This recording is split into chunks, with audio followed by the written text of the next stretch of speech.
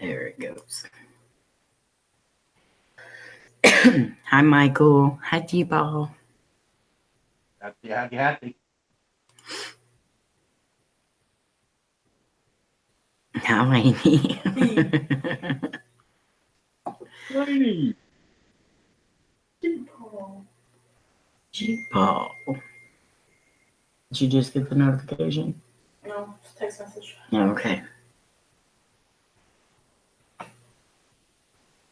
Oh, my nose is itching.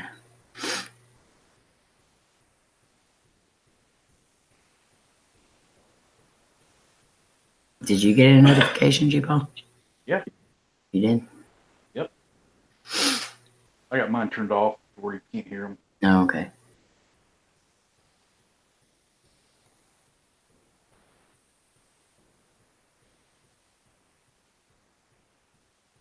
Diary of her mind.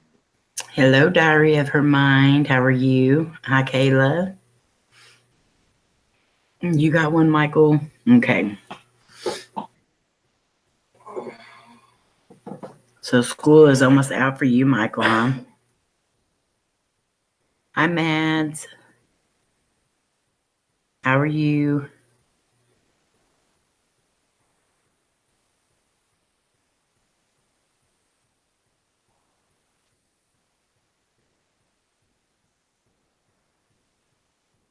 Here in a few, we'll be bringing Danny from Chasing Bones and Specters up. Hi, Joe. How are you, sis?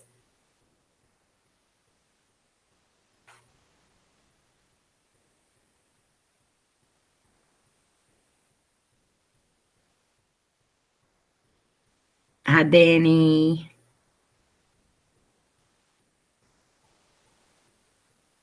I'm going to send you the link in just a few, Danny. I'm going to wait for a few more people to come on.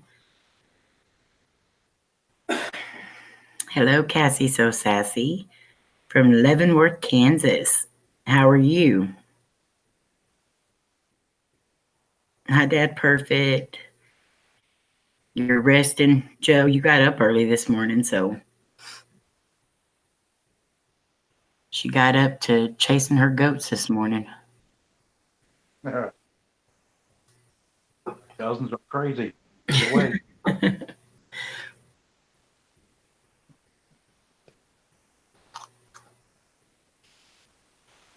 If everybody doesn't know Miss Giggles Vlogs, that's Lainey, the other part of What the Paranormal. That's her blog channel. No. Almost asleep, but happy to find your live stream. Well, thank you. I'm glad you came in.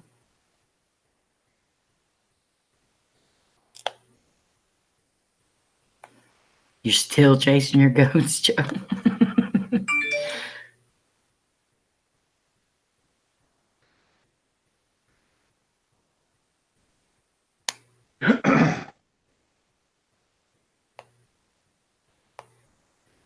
Joe said hello.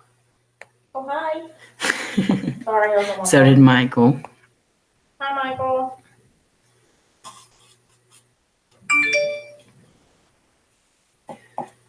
Thank you, Diary of Her Mind. Hello, Randy. I'm sorry I'm late, guys. Tonight I said 9 o'clock, but y'all know me.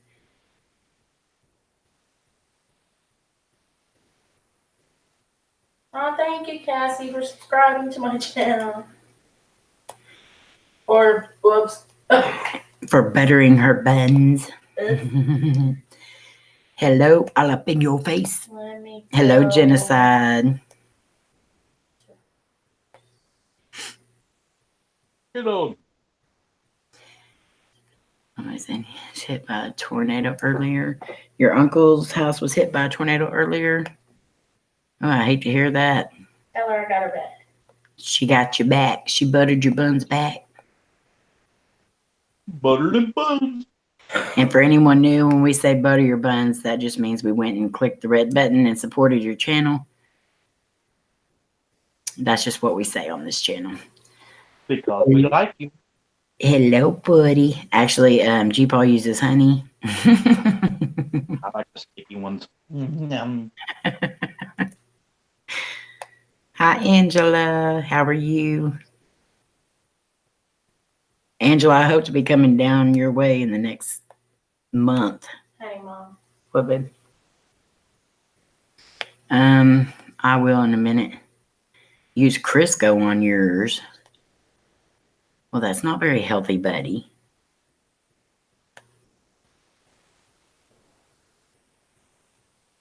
Well, it's a toss-up for me, either lard or honey. I could probably play the sweet side and go with honey.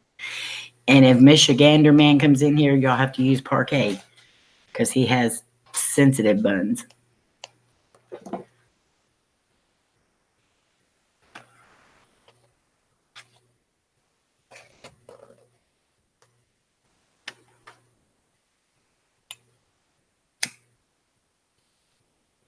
Kind of wait for Twinkie to come in before I do the one deal.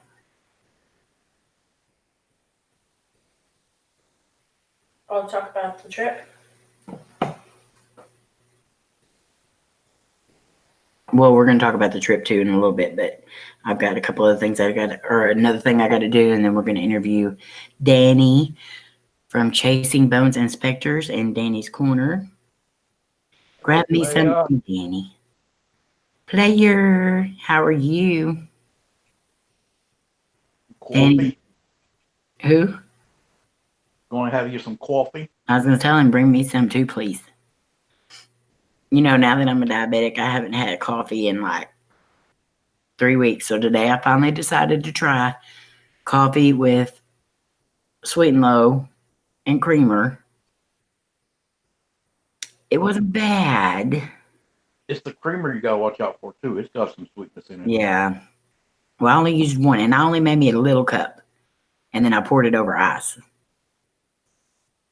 So I made me an iced coffee, but I just don't like the taste of sweet and low leaves in your mouth after. But isn't the Splenda supposed to be for diabetics also?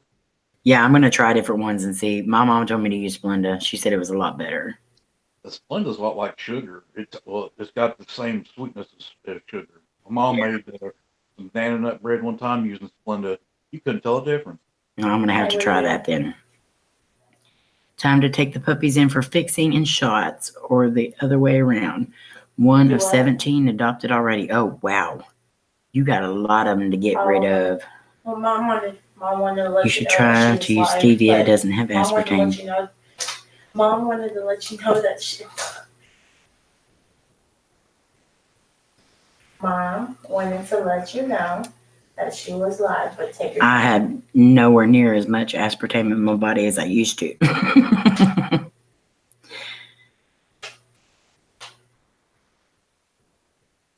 Oh, yeah. My blood sugar might be a little high. I love my sugar. Yeah. Yeah. You know, I've never been a like sweet person. Like I never really had to have desserts or anything like that, but now I crave them so bad. When you can have them, you don't want them, but when you're told you can't have them anymore, then you want them. Well, It's the forbidden fruit. I'll take the forbidden stuff anytime. Yeah. Yeah. You only live once. That's true. Sugar in the raw. Yeah. We have a lady that brings us raw sugar to work. I ate my sugar in the raw also, hey. Oh, wait, that's the wrong type, huh?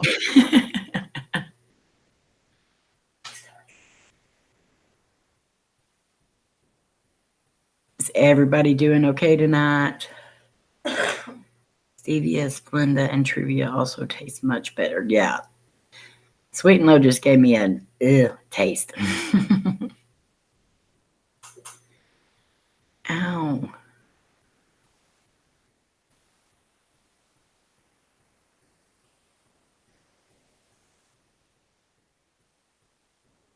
I had to find this on Twitter. No notification. Dang it, laugh out loud. Hi, Goobers. Aubrey and Steven, I love you guys. And Steven, you kicked butt on your live stream earlier. If y'all missed Goober Clunker's Vlogs live earlier, you need to go watch it because Steven was playing the guitar and singing. And wow.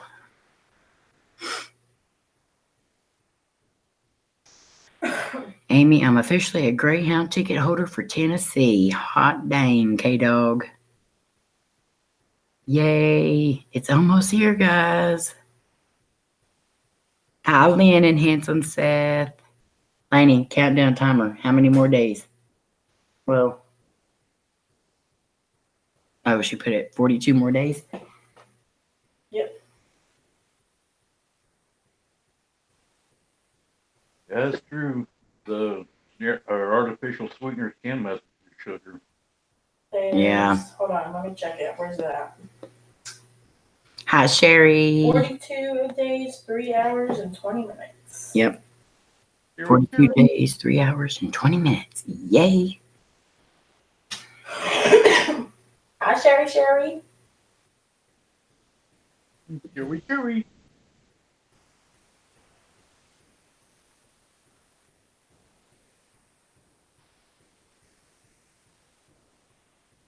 Hello, otherworldly things with Mike P. How are you?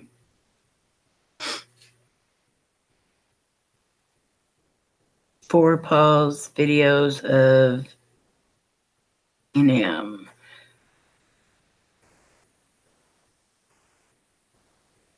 Hi from Alamogordo, New Mexico.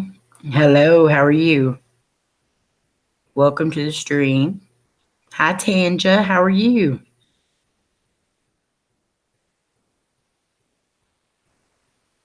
Oh, it'll be up in a second. Aubrey and Steven, I'm trying to fix something real quick. Gonna respond slow because I'm on the phone, too lazy to get off the couch. Hello, James. Hi, Jenny.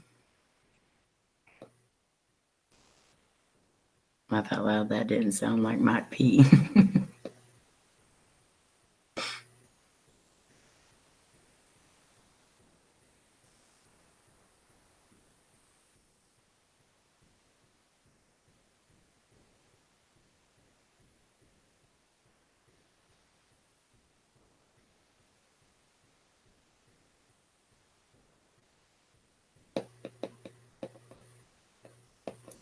I've got something that I need to do, but I'm waiting on Twinkie. Mama, look at the. I haven't seen it yet. I'm just asking you.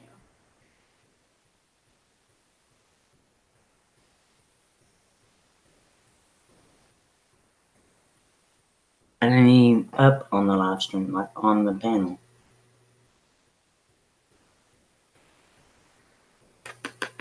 Thank you, Joe. Hi, Ghost. How are you? Love you too, Lynn. Aubrey is glued to games on the tablet. Laugh out loud, it's comical. I get caught up in my games on well, it's the Facebook games, but it's a little thing you can download to your computer. And I'm like stuck on the Phase 10 game. I love playing that.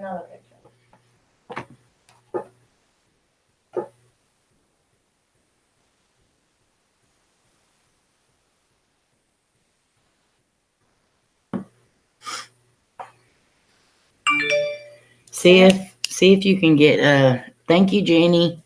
See if you can get your auntie to answer. She home? Hi, Chills TV. Everybody make sure you check out each other's channels because there's a lot of channels here. Butter some buns if you haven't. Hi, Carrie. Hi, Manuel.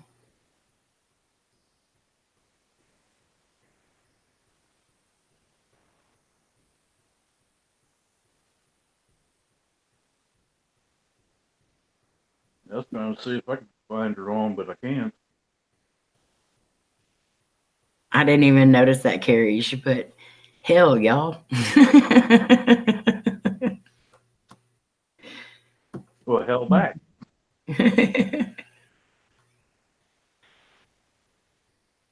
Everybody doing okay tonight? As a B-Day discount. Is today your birthday? Genocide? Whose birthday?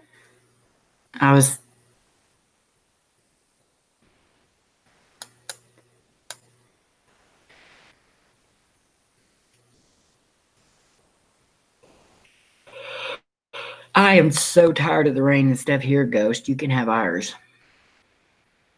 I'm getting ready to get hit with a big bunch of rain. You have mine too. Yeah. Yeah, we got quite a few storms in the last few weeks. Some of them you'd be happy with, Stephen.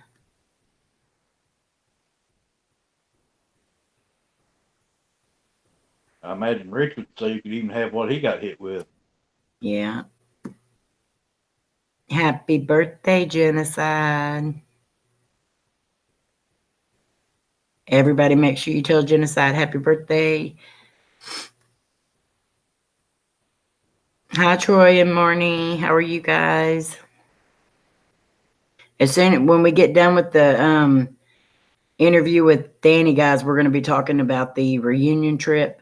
So if you're going or you want to know more information about going, stick around and we'll be talking about that. Living in the desert and it's still snowing. Oh no. Thank you, Lynn. My mom's been waiting on her for the live stream or whatever. I tried to call her, but she didn't answer. Hey, Lenny, have you talked to Casey lately? She's talking here right now. Alrighty. Alright, love you, bye. She's gonna try and call her. Okay. Oh, she may be at work still then. All right, will you text him? Like right now? Yeah. Send it? Yes.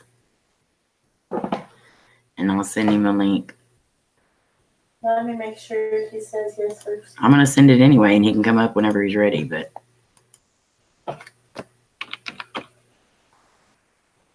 Yeah, yo. Yo. That's okay, Sherry. I understand. I'm running late tonight as is. Hi, UFO man. Hi, Tim. Oh, Tim. I get it mixed up. Oh, no. Laney and Casey are never on the phone. Yeah. Right.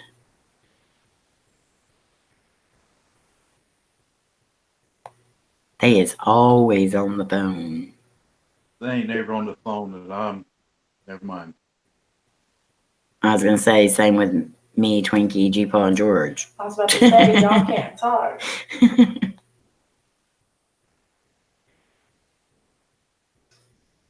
Hey, Mom. Hey, Rich. Hey. Are you asleep? Huh? What? Are you asleep? Not anymore. Not anymore. Oh. I was hoping we didn't catch you asleep. That's all right. Well, we needed to show you something for the trip. Okay. Okay. So let me bring it up for you. I can't see him. You can't see him? It's dark. I know. Hang on just a Hi, sec. Rich. What's that? What's that? Everybody loves that. Okay, hang on just a sec. Let me bring it up so I can show you. Okay. Can y'all see my screen? Yeah. Yeah. Okay. It's doing an echo effect on itself. I gotta show you this, Rich. Okay. Happy birthday, Rich. Hey, Rich, this is the traveling buddy here. Want to wish you a happy birthday. Have a rockin' happy birthday, Rich. Hey, this is Solon.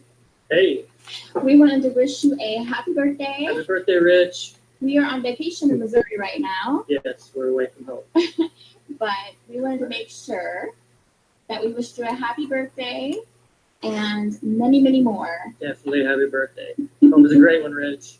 Oh, Bye. Hello, everybody. I hear that it's Rich, the Steel One's birthday. I wanted to wish you a happy birthday. Hope you have many more. Have an awesome, fantastic day. And remember, go to the bathroom before you go on your explores. Happy birthday. Happy birthday, Rich. Have a beautiful day. God bless. Did somebody order a clown Good. for the Steel One's birthday? Oh, Yikes. yeah. It's the Steel One's birthday. Oh, my God. I remember last year I was in Colorado celebrating your birthday with you. Happy birthday, Rich. Hey, Rich. This is Carrie from Carrie's Adventures. As I'm sitting here staring at this plane, thinking about your birthday. Hope it didn't just fly by. Hope you have an excellent birthday, Rich. Happy birthday. Bye. Bye. Well, hello, Mr. Rich. Happy birthday, my friend. Good to see you. Well, good to be wishing you a happy birthday, man. You're one of the nicest guys I've ever encountered with here on the good old YouTube, and it's such an honor and a privilege to wish you happy birthday today. How old are you? What, 22, 23? Well, that sounds all right. It's so cool to be doing this, man. I love you. Say hello to Slimer J for me. And why don't you go ahead and have like the best birthday ever? That would be cool. All right, man. I'll see you later. Happy birthday. Bye, everyone. Love all. Happy birthday. And remember, there's much ahead. Hey, Rich. Just telling you, the Steel One, have a happy birthday. Enjoy yourself. Now the wind's gonna blow 500 miles an hour. Hey, Rich, while the wind's not blowing, I'm gonna wish you a happy birthday. And don't really have a present for you, but the next time I go into an abandoned house and there's a toilet there, I'm gonna take a poop in it in your honor. Happy birthday.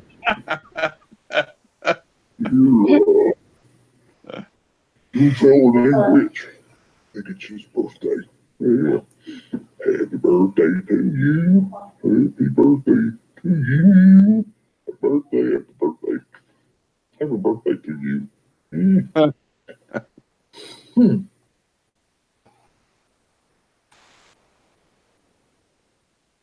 A little birdie told me something today.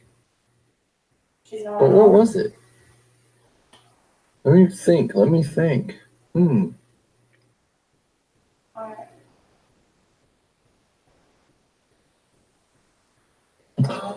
That's right.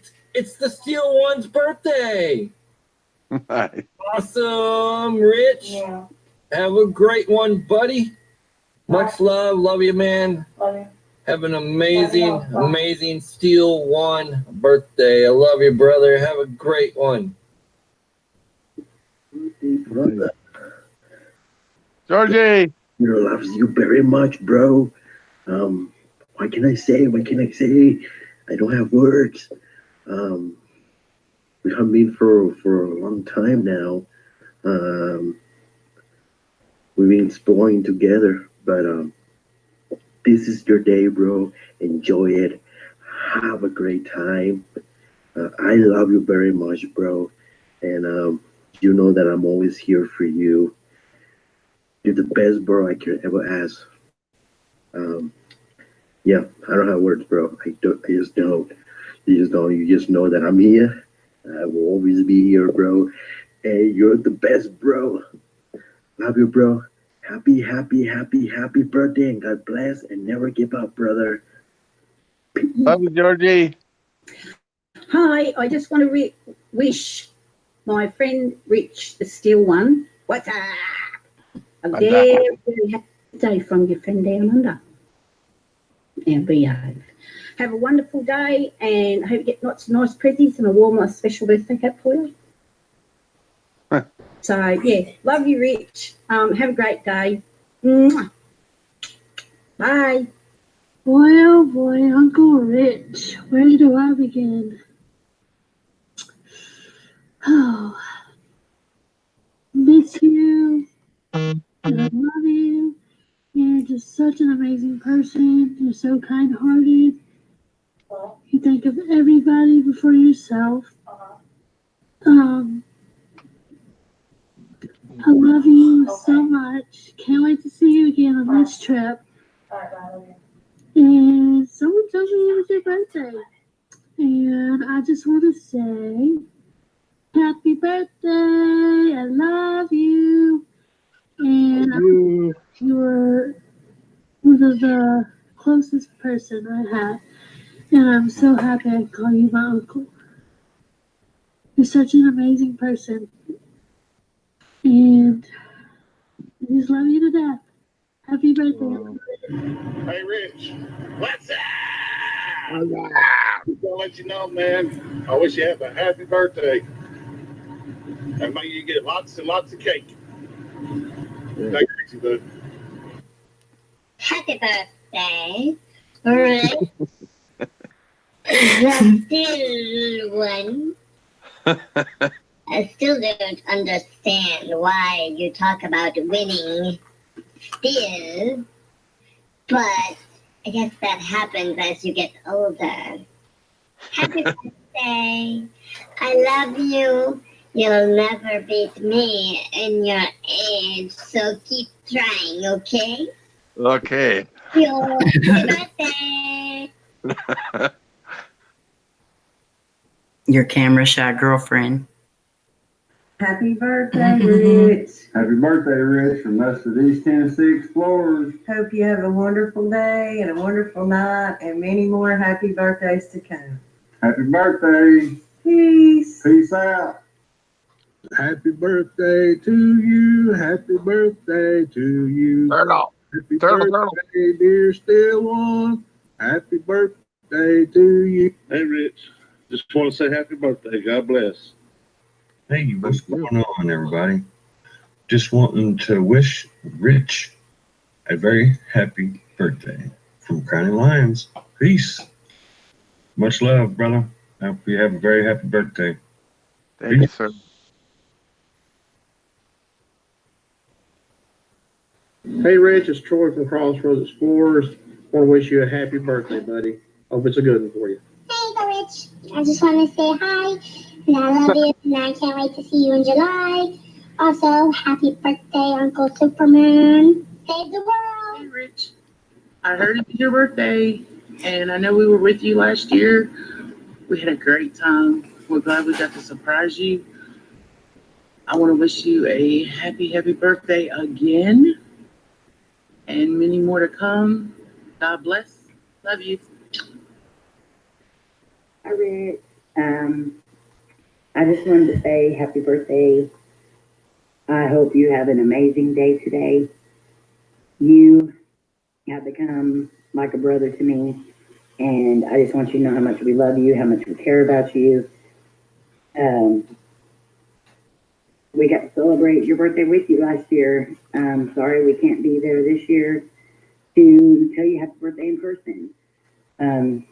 But I hope that you enjoyed this video, and I hope you enjoyed seeing how much everyone loves you, how much we appreciate you, how much we respect you, and keep being you because you're awesome.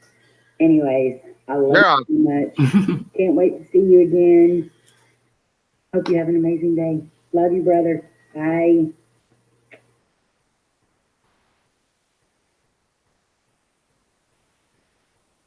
Aw. Alexa, turn on the living room light.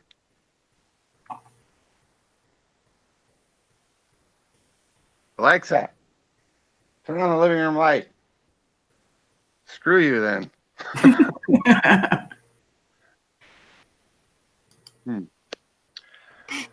Wow. Well, thank you very much.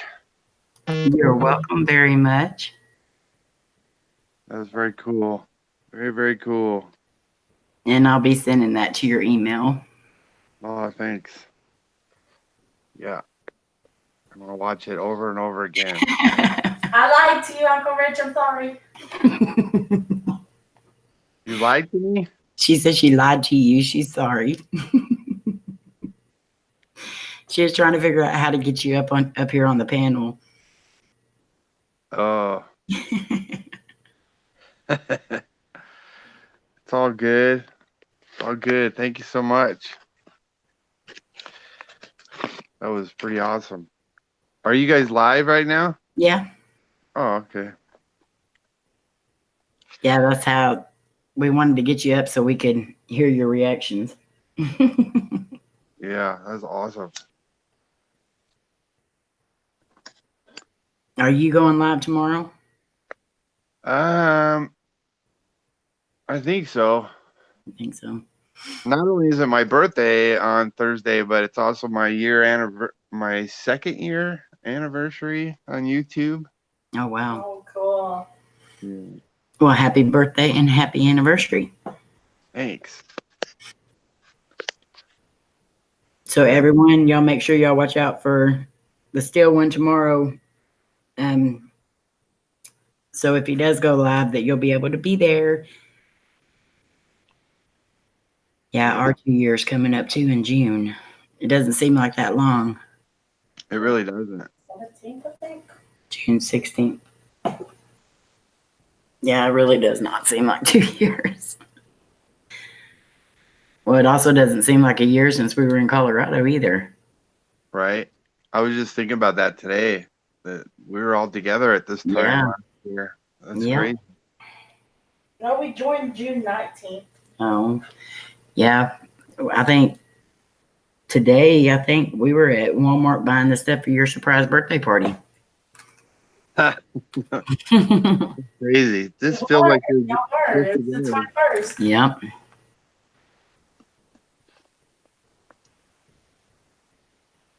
Like Hi, that. Brother Pearl. Angela's birthday's next Tuesday. Happy early birthday, Angela.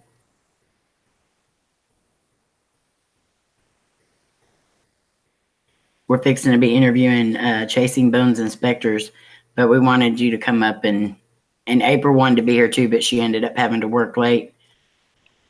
So Nice. That's cool. hi, Dustin. Hi, Shadow Demon.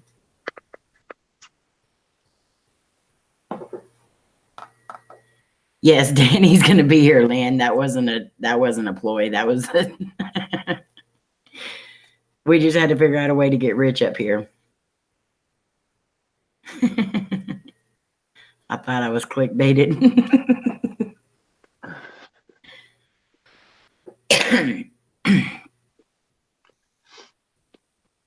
Well, thank you for coming up here, Rich. I'm sorry we woke you up.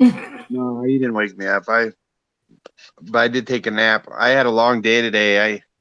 We had snow here for some reason, and I got up at like 3:30 this morning to get to work, and I had a lot of branches down at work, and Oh, wow.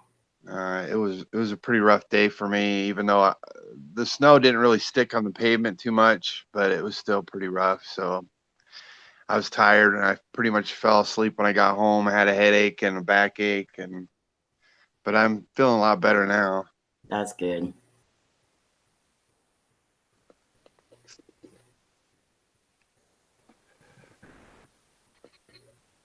I think it's been a long day for everyone. Today went by so slow, too. Yeah. Betty said you can keep the snow. Yeah, I don't want it. I was so surprised. I don't think I've ever seen it snow this late in this late. Yeah.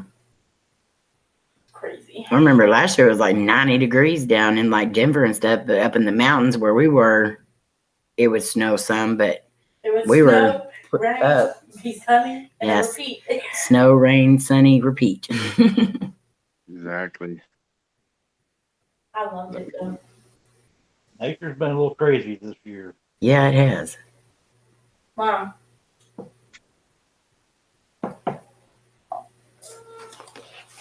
My neighbors are going to start getting loud now. All of us. Oh my. Lainey's making a mess.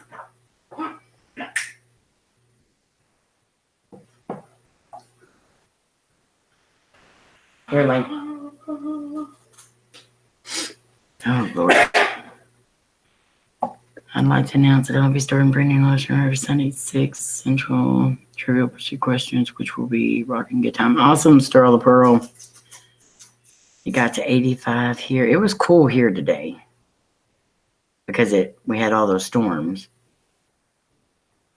God, it was cool. It's still cold outside. It's sun, rain here all day. It's been that way here too. We get a nice day and then it rains. Then a nice day, then it rains. Yep. Wow. Ow. Sorry. Not sorry. Sorry. You have any videos coming out, Rich? I actually vlogged over the weekend. I started editing it last night, but I got tired, and then today, obviously, I didn't because I just wasn't feeling like it. Yeah. So, hopefully I'll have it out sometime this week. Awesome. We went axe throwing. I seen Rachel's picture of that. I want to do that so bad. Oh, it was so much fun. I can't even tell you. It was a blast. Just don't do it like that one woman in this Oh, room. She threw it and it hit the wall and came back at her. Oh, yeah, I seen that. Yeah, well, they have it kind of set up where, well, it does bounce back a little bit, but not too bad. I was actually pretty good at it. I was like, I think I missed my calling. That just, I mean, it looks like so much fun. They have leagues too. It's kind of like bowling. Oh, wow. Yeah, or dart throwing, so. Sounds like something we could do in Tennessee. Huh? That sounds like something we could do in Tennessee. Well, axe throwing. Heck yeah. I wonder if they have something like that. That would be awesome. Yeah. Hi, Farm Girl. Danny, I sent you a link to your messenger.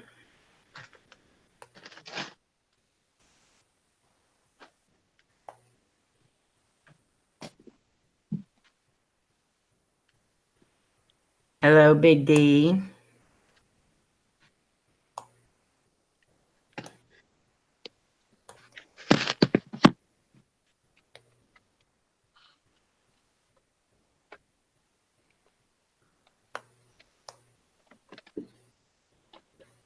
Bogdy. Oh. Sitting here hurting myself.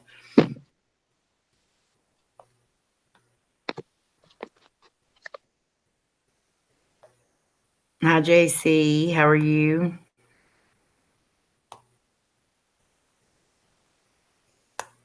Ghost Hunter said you doing okay, Rich? Yeah, doing good. Doing good. Hey, how's it going, everybody? Hi, Danny. Hey, how you doing? Good. How are you? Still kicking, just not as high. Danny! I've never kicked out, though.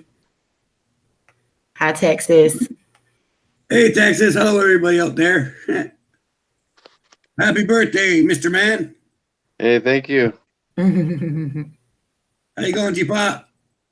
Oh, not too bad. How about you? Busy like a four goat in a billy, so yeah.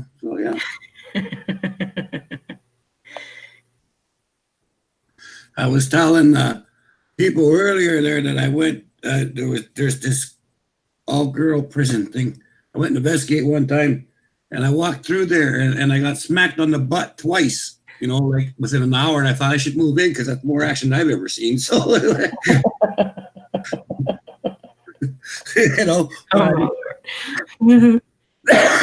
I decided against it. How you doing, my niece?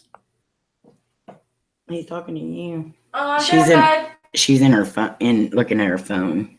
How are you? I'm good, dear. Thank you. Yes, Stephen, I will. What's your message?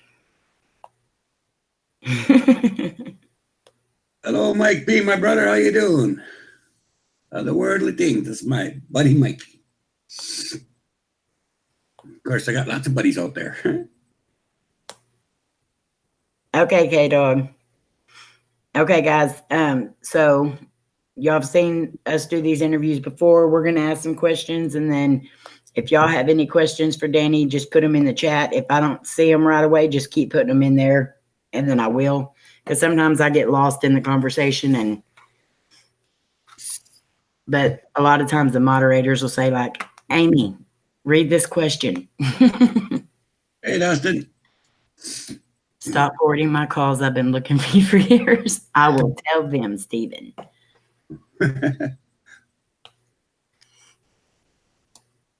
Well, thank you for coming on here, Danny. My pleasure, sis. I got some questions wrote down here. Well, I might have some answers, so that works out okay. All right. Some of these I probably already know some of the answers to because I've talked with you a lot before, but just want everybody else to kind of hear the answers as well. Okay. When did you first realize you had a gift with the paranormal? I think I was about 5. We're at the homestead, which is 33 miles in the bush. And I woke up and I insisted that we go home because I said, Granddad fell out of bed. He broke 3 ribs and Nana can't get him back into bed. And they're used to me by now, with these things going on. But they said, oh, you're just having a bad trip. I said, no. I said, we got to go back because it's important. And they said, no. And then, so I went in the room. I was going to go anyway, walk 5 miles to the lake and then go across the lake 2 boats to get to the highway and hitchhike. That's what I was going to do. But anyway, I got dressed, and just as I got dressed, I come out the room. I said, oh, it's okay. And they said, what? I said, Brucey just showed up there, my cousin Brucey, and he's helping Granddad, so everything's okay, so we can go back to bed. So I went back to bed. Well, that next morning, I can't remember, I think it was 3:30 in the morning, some stupid thing like that. Anyway, that morning, my mom, she got like, we better check this out, right? So they went across both lakes, and when I think it's about 10-mile drive to get to Jellicoe, and they got on the payphone and they phoned, and exactly at that time he fell out of bed, broke 3 ribs, and Brucey came over about 20 minutes later and they took him to the hospital. So oh wow, that's amazing. So was that like a dream you had or like a premonition or? No, I was just lying in bed and I woke up. I was gonna go get a drink, and I just seen it, like it was just in front of me, like I was there watching it. Did those happen often or? Oh yeah, all the time. Every 2 or 3 times a week I'd have something like that. I still do. Another time I was walking in high school.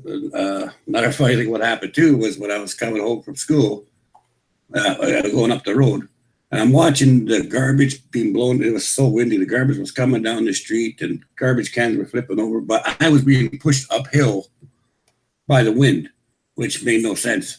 Wow. And it was 2 blocks up the hill, and then I turned down Carey Street, and for some reason I went to the corner store and I opened up the back door and I reached out and I grabbed the leg of a desk. Well, the lady, Pauline, she was trying to bring this old oak desk downstairs by herself, and she slipped, and just as I caught the desk, it was about 2 or 3 inches from her forehead. It had fallen and was going to smack her against the solid wall, the cement wall, eh? And I reached out and I grabbed it. She goes, how do you know? And I said, I didn't know. I just got pushed here. Oh, wow. That's awesome to hear those kind of stories, though, because I know that stuff really does happen. Was your family supportive of your gift? Yeah, my family's always been very supportive. I mean, like I started 50 years ago, so they were always very supportive. But the thing is, in our family, it's like breathing or going for a walk to the corner. You don't really pay much attention to it because everybody's kind of got something going on. Right. So it wasn't family-wise, in our inner circle-wise, like our community-wise. Yeah, everybody was great. That's good. It irks me to no end when, especially when kids have a gift and their parents, dismiss it or try to make them think that they're crazy or. Yeah, that's the one thing that's hard. Like if your child has gifts or you start to think that they do, it doesn't hurt to support your kids, simple. Right. Like you can guide them and say, okay, these are appropriate times to talk about, these are not appropriate, but I got your back, like you don't have to, you don't want to expose the child to all this stuff going on, but at the same time, you do have to let the child know that, hey, mom and dad are here for you. Mom and dad will support you no matter what, that's what parents do. Right. Parents are to protect the children. And if a child has a gift, turning a blind eye to it or trying to tell a kid don't do that because people are going to say you're crazy and scaring the child is not the way to do it. Right. Now your kids are into the paranormal and stuff too. Have they always been into the paranormal stuff? Yeah. Blaine was like me. He started when he was 5. Blaine's been in it. Blaine's 25 and he's been doing stuff for 20 years. He's got 20 years under his belt. Right. Kelly's been doing it for about 5 years, but she's always been a sympathetic empath, which means she can feel other people's, like if they got a sore stomach or if they got whatever, or if something pushes, on the last investigation where we went and we had to, actually it was the walkthrough. Yeah, it was the walkthrough that we went to on the last investigation. There were 3 demons in the house we had to exercise. And there was one point where Kelly basically fell almost to the floor. She had to take a knee and then she got back up and she had to leave the room because it was so strong. Wow. Yeah, she seems like she's very sensitive to. Yeah, she's very sensitive to emotion and intention. Mm-hmm.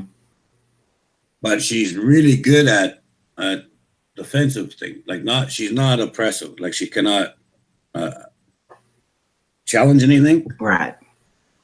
But she can shield herself and she can shield other people. She's really good at being defensive, of putting up walls and stuff and keeping an area closed off to darker things. Okay. What's the, as long as you want to discuss it, what has been the hardest case that y'all have had to tackle so far? The hardest one for me, not with the group, the hardest one for me was a case in my own town. There was a couple living in this apartment building, and they had been doing rituals and stuff trying to get power from demons. And anyway, they succeeded. And there was 24 apartments in this building. Well, I'm at home. I don't know anything about this going on yet. So I'm at home and the phone rings and it's this diocese calling and they says, Father Herman, Pastor Teal wants you down at this address. And I said, why? And they said, we don't want to talk about it. It's crazy. Go down there. Right. So, okay, whatever. So I zapped down there and as soon as I opened the door to the whole complex, not the apartment, I opened the door to the complex, it was like an ice cold breeze in there. And I start going up to the apartment and all the windows, everywhere you looked, were sweating, like they were dripping wet, all the windows. And then a few of the doors were shaking and a couple of doorknobs were turning. And I'm like, I'm not even in the apartment yet, right? This is not going to be good. So I go to the apartment and I get the door and it's pushing me out, like it won't let me in. So finally I got angry and I got in there. I'm not telling you how. Anyway, I got in there and sure enough, both the husband and the wife, they were like really oppressed and really, I don't like saying the word possessed, but they were, So anyway, we tried for a few hours and stuff to get some information out of them and they won't talk. Well, finally, my spirit guide Astro, who's an elemental, I guess she had enough of this crap. and the guy kept bouncing off the bed like this, like going out like a foot and a half off the bed, boing boing, you know, and screaming. And well, all of a sudden I took my hand and I went like this on his chest, and I said, "Enough! Who are you?" Right? I was really Astro, it wasn't me. I says, "Enough! Who are you?" And it said, "We are Legion." Right? I'm like, "Oh crap, man!" Anyway, 3 days later, there was a lot of crap going on that we're not going to discuss because it's just not cool.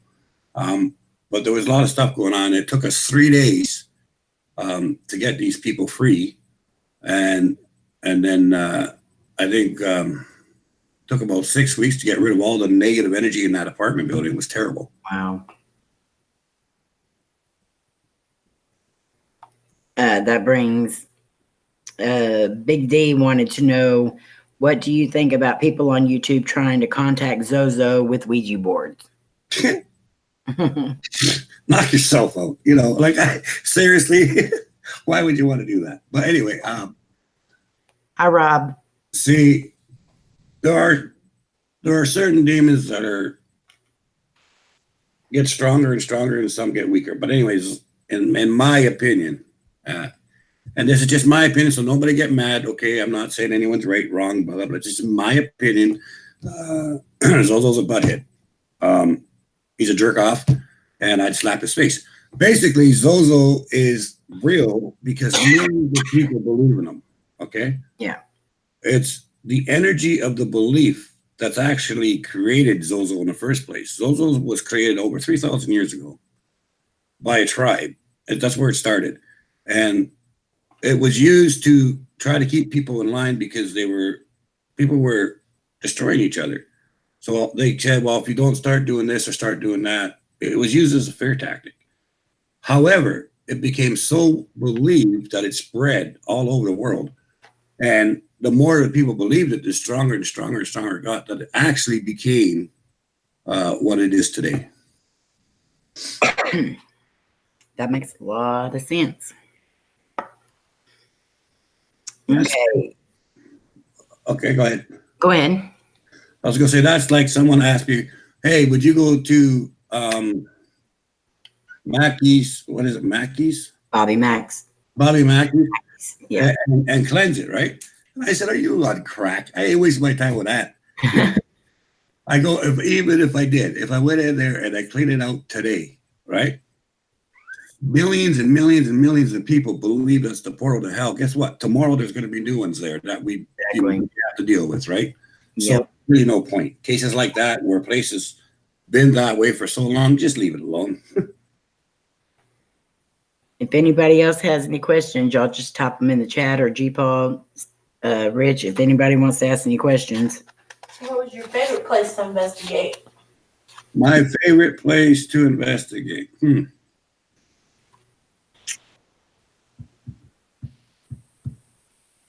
I love investigating anything. It don't really matter. I guess for evidence and for personal experience, Centennial Park, where we caught the Wendigo, that was really cool.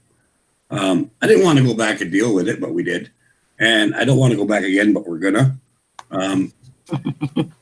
It's kind of like my favorite, but it's also my favorite one to hate. So it's kind of got there's a love-hate relationship there that, you know.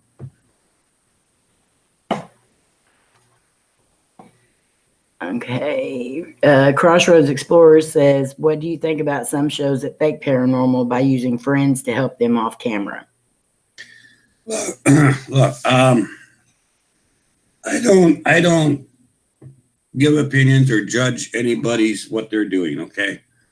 Here's the thing. We, as a paranormal community, like I've been doing this for a long time. And it's like, what the paranormal? There's so many great investigators out here, okay? And there always has been. Who look at their evidence and they say, okay, I have no clue what this is. I can't, prove that it's a natural occurrence. So, we're going to put this on there and we're going to let the people decide, And I respect that more than anything.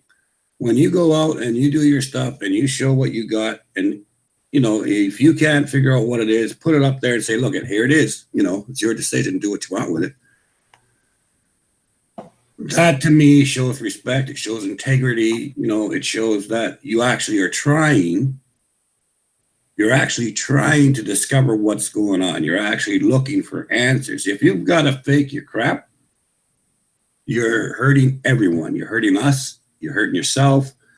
We got enough people out there saying paranormal's BS. We don't need other people spreading BS to prove that they're right. You know, like, have some respect for yourself and have some respect for all the other paranormal people out there.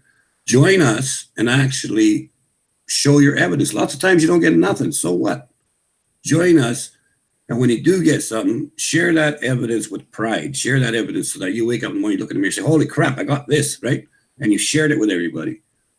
By us all sharing together the truth, sharing what we find, we are going to convince other people. Other people are going to go, oh, wow, look at 300 people saw this and said this. There must be something to it, right? So be honest with yourself. I mean, the only person you're lying to when you do that kind of crap is yourself. Right. And you're hurting the entire community. Exactly. Tex 2517 wants to know, what is your thoughts on the Skinwalker Ranch? Yeah, it's I've run into them before. I believe in skinwalkers. I believe in all those Wendigos, everything else. Skinwalkers are really, though, two people. There's the conjurer who creates the skinwalker. Then there's the skinwalker, you know. The problem with it is the conjurer controls the skinwalker until the skinwalker gets tired of being told what to do. It's like trying to put a leash on a great white shark, okay? Mm-hmm. The skinwalker then goes after the conjurer and eats its heart. Now we got a problem because this one is a rogue. It's on its own. It can do what it wants, where it wants. There's no control over this thing. And now we got big problems. But skinwalkers, succubus, all these things that you hear, tricksters, coyote man, jinns, Abbey jinns, they're all demons, okay? They're just a certain breed. What happens is demons come to this area, right? Well, they're going to be Wendigos because everybody here is terrified of Wendigos. So they're going to, when they come to here, when they transform into something that can attack people, they're going to transform into things that everyone is terrified in that region. So yeah, there's going to be things in this region that aren't going to be in that region because the people in this region think that's horse crap, right? But then if you turn around and say, well, what about a Wendigo? They all close the doors and shut the windows. So just keep in mind that these things that people dismiss really are all just demons, and they're taking the form of something, and they've done it for thousands of years, that their offspring become what they were. It's just like when you have a child, your child's going to be like you, and their child's going to be like their mother, but they're still going to have parts of you, right? Right. Text says, is a skinwalker kin to the, and I'm going to mess this name up, Luke Guru. I'm probably messing that name up big time. I don't know. Let me see. I'm not sure I understand the question. What is a loop guru? Oh, okay. Yeah. No, that's a different thing. What a looparoo is something that's eating human hearts to the point that it becomes distorted, and now we got a new problem. Okay. Steven says, everyone is a paranormal investigator these days, shows you the large amount of people that are in it for the wrong reasons. Well, if they're collecting good evidence and it's real evidence, I don't care what reason they're in it, okay? Because I want that out there. A lot of people do it for money. A lot of people do it for fame. A lot of people do it for whatever. I do it because I have no choice. It's a calling. It's my job. Like, Well, I'm not investigating. See, I love paranormal investigating so much because when I go to a place and I'm investigating, it's not my rocket launcher. It's not my problem. I don't have to deal with it. I just go have fun and enjoy myself, you know. Yeah. The rest of my paranormal stuff, it's a job. It's a duty. And it's a lot of work, and it's hard, and it gets dangerous sometimes, but it's something that I didn't choose to do. It's chosen me. I don't really have a choice. It's something that I have to do, and I'll keep doing it as long as the spirits want me to. Ghost Hunter said, "Hey Danny, here's a joke for you. What do you call a grass? What do you call grass with a haircut?" A lawnmower hawk. Ghost. Okay, what made y'all decide to start a YouTube channel? The kids, yeah, they wanted to go out and start doing investigations in different places, and so Blaine says, I can handle most things, but I don't want to be the only one responsible for 3 other people, you know. And me being a dad, I put away as soon as I heard that, my paranormal investigator side went over here, my spiritualism went over there, my shaman went over there, my druid went over there. I became a dad instantly. Yeah. And I says, no, you guys aren't doing this by yourself. I'll come with you just in case crap happens, right? Right. And it's been one of the most fun decisions in the last few years that I've made. Like, it was 3rd year now or 4th year, I don't remember. But it's brought the family a lot closer, and we're enjoying a lot of company. And I love doing things to the kids when we're on investigation, like Kelly, like when we're at Trowbridge Falls, which is insanely haunted, by the way. We walk down this trail, and because it's supposed to be, you hear native drum beats and stuff down this trail sometimes. Right? So we take her down this trail, and we say, okay, so you sit here, you try to get some, get the drums and stuff and everything. She said, okay, Dad, okay. I said, okay, we'll see you. And we all left, right? And she's like, whoa, what? I says, do a good job. She starts laughing. Okay, she says. So we left her there, right? But actually, when we got out where she couldn't see us, Surf stayed behind just in case something happened that there was the 2 of us, right? But she had no idea that there was anybody within earshot, right? And then another time, well, it's just things like that. When something comes up where I can put the kids in a situation where I think it's comical, and I've got a really warped sense of humor like that. Yeah. But there's always someone really that's not far, but they don't realize this at the time. Right? And so I have a great time with that kind of stuff. Okay. Michigander Man says, and Twinkie, it's okay. Do not rush, but just be careful. Michigander Man says, Danny, have you ever been hurt by a spirit? Yes, plenty of times. But the spirits that have hurt me mostly are demons, not human spirits or animal spirits or elementals. Elementals really don't care about humans. They don't think about us one way or the other. If you do good for them, they'll bless you and give you good luck. If you do bad for them, you're going to have a very nasty day. But yeah, I've got this scar right here on my shoulder. I don't know if you can see it. That's a handprint. A demon put its hand on me and burnt my skin right there. I don't know if you can. And it kept burning, and it wouldn't stop burning until I got to the diocese and got them to bless it, and then it started to heal, right? Yeah. But I've been thrown against walls. I've been thrown out of a 2-story window. Yeah. Because the things that, now we're putting actual cases on because all the YouTubers want to see it, but there are things that happen when we're doing these cases that you're never going to see on YouTube because it's called respect. It's respect for my YouTubians. There's certain things that you guys don't really need to see, Yeah.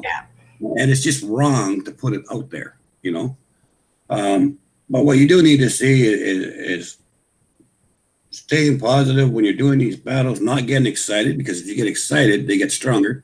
Trying to remain calm so you don't make them even more angry. I mean, and different things that you can do to defend yourself, But I don't want to be doing something and then say you're watching it with your kids, right? And now your kids can be anywhere from 18 and down, okay? Right.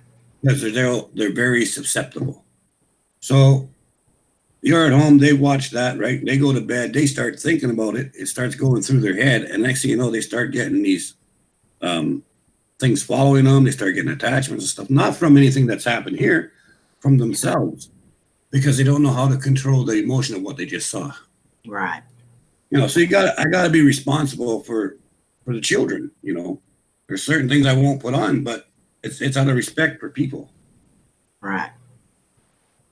Hi, Georgie. It's okay. I understand.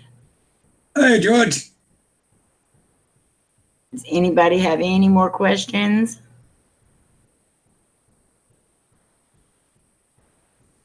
I'm trying to think of some more too.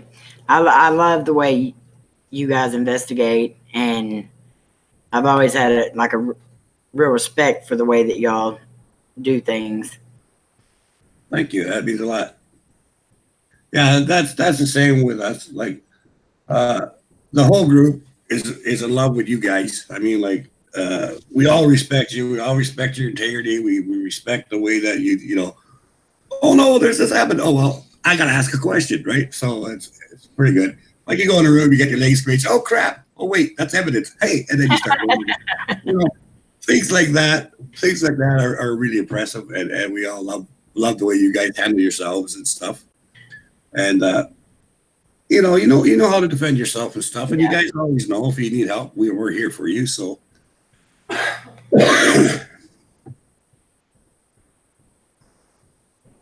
Danny, Ghost Hunter says, Danny, what do you think of thermal cameras? I haven't got an educated opinion on that. I've never used one. I think in some cases, yeah, you're going to get some really good evidence. In other cases, but you do have to, with thermal cameras, you do have to be careful, because this wall is going to hold heat for 12 hours. This door is going to hold heat for 6 hours. You know, you do have to be careful and really look at your evidence and make sure it's not a reflection or a heat. Like if you got a heat signature somewhere, walk up and feel it with your hand. Find out if it's, what it is. Put your hand beside it. Now, if your hand's like really red hot and this one's, medium hot or whatever, but the temperature feels the same, well, then now you got something, So just be careful and double check that you get with it. But yeah, I mean, I'm certain you get some things on there that you're not going to get with other cameras. Mm-hmm. Stephen, you asked a really good question, and I know Danny's going to have a really good answer. Stephen from Goober Clunker Vlogs wants to know any views on animal spirits. Any what? Views on animal spirits. I love them to death. They're fantastic. They're good helpers. I have 2 totems, and then I've got 2 other animals that help me.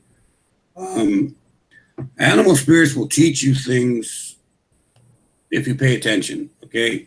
They're very patient with you. They'll teach you things. And they will battle. If you get into a situation, I've seen where people, they have an animal spirit with them at all times. Like everybody has at least one, okay? And I've seen people go into a situation and something pushes them back.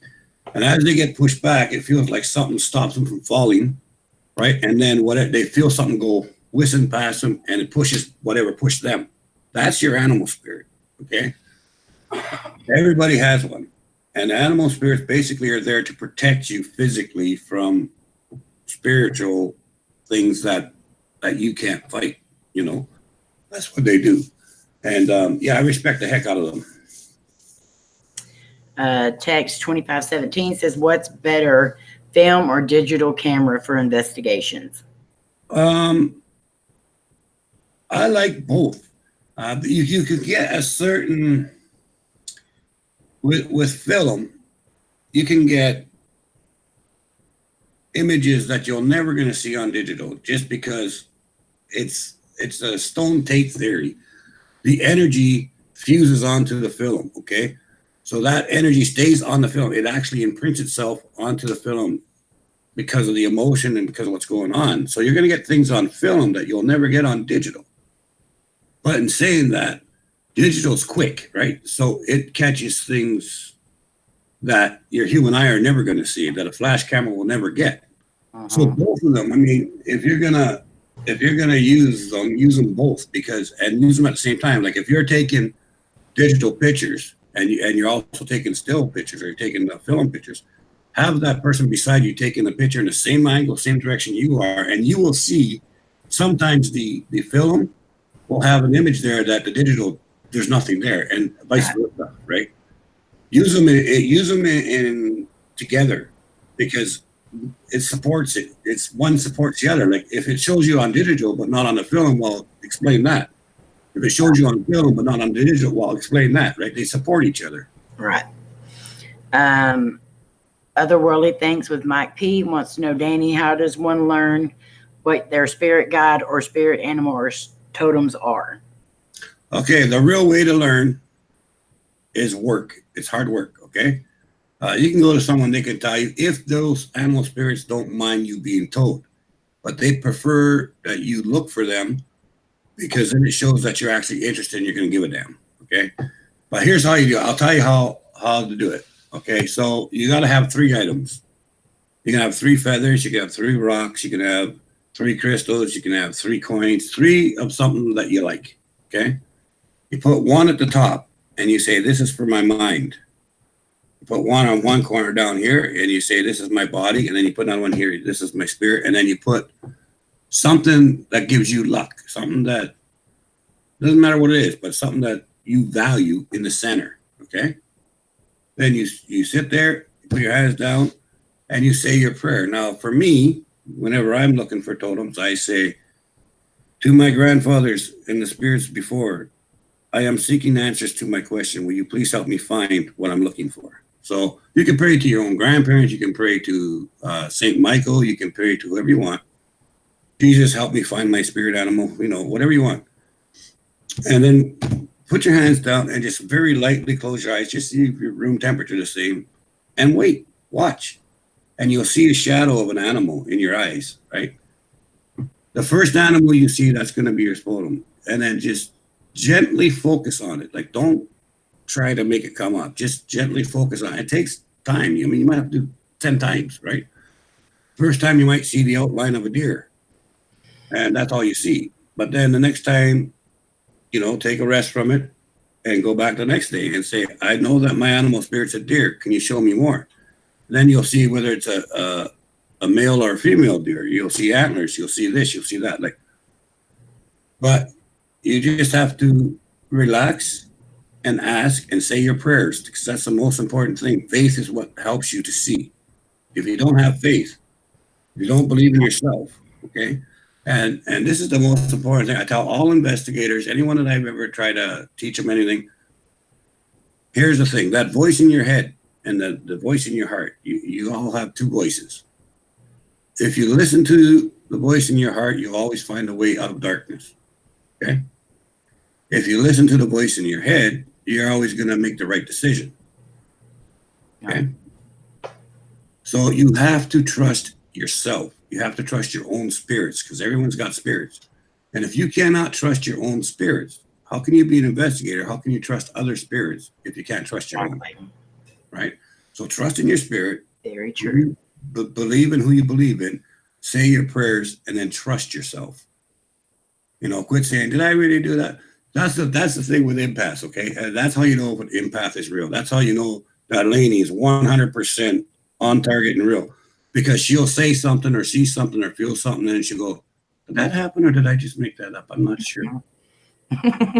Okay? She's always doing it. Yeah, kid, it happened. And the fact that you're questioning whether or not it happened proves that it happened. Okay? Right. Because it's a hard thing to learn to believe in yourself. People that say, oh, yeah, I'm 100% sure, blah, blah, blah, blah. I think to myself, okay, people that question everything. Yeah. Like, I know empaths that have been doing this that I know personally, and they're good people, and they really are good empaths, but they're really sure about a lot of stuff.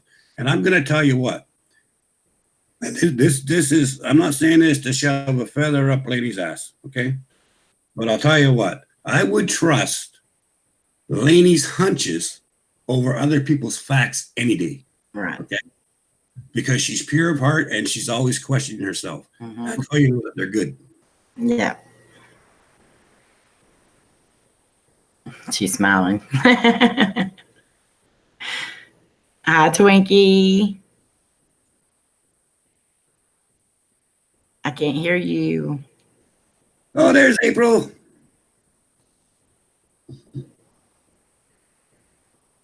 And her volumes or her mic's not working or something.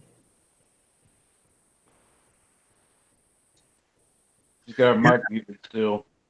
Does she have her mic muted? Yeah. Okay. Yeah, otherworldly, Mike, I realize that, and that's why, like I said, I'm going to teach you everything that you need to learn as you're going, because I really like you. You got integrity, and I like integrity. Don't ever lose that.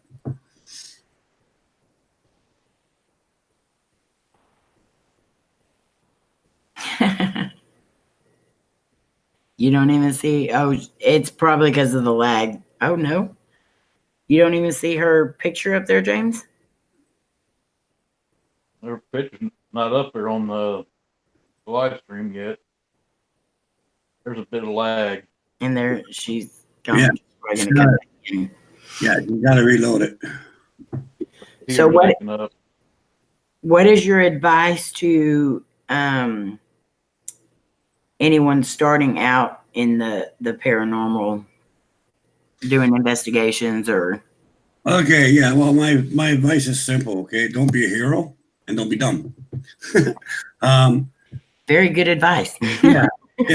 Don't think that you have to go to some crazy place or some dark place, corner of the world, whatever. When you first start investigating, go in the daytime where you can see where you're walking, you can see what's going on, do your investigation. Because you know what? Spirits don't give a crap if it's 2 o'clock in the morning or noon. Okay, they could care less about time. Spirits are always there. Okay, so when you're doing your investigation, when you first start off, go during the day, use your equipment, learn your craft. Okay, make sure you know how to use your equipment before you actually go into a bigger investigation. It doesn't matter where you go, just get used to the equipment, hi April, how you doing, dear? Get used to your equipment and how it works, right? And then the next time you want to go, like after you've done that a few times, go in the evening. Don't go at midnight, go in the evening. But before you do your investigation, go there in the daytime, okay? And walk around your area. And while you're doing this for a very simple, common sense reason. In the dark, as you're walking and you don't see the hole in the ground and your foot goes in there and you snap your ankle and you sprain your ankle for 6 weeks, you're not going to be doing much investigating. Right. So you want to go to the place you're investigating, see if there's any physical dangers. Is something going to fall off a shelf and hit me on the head? Am I going to fall in a hole?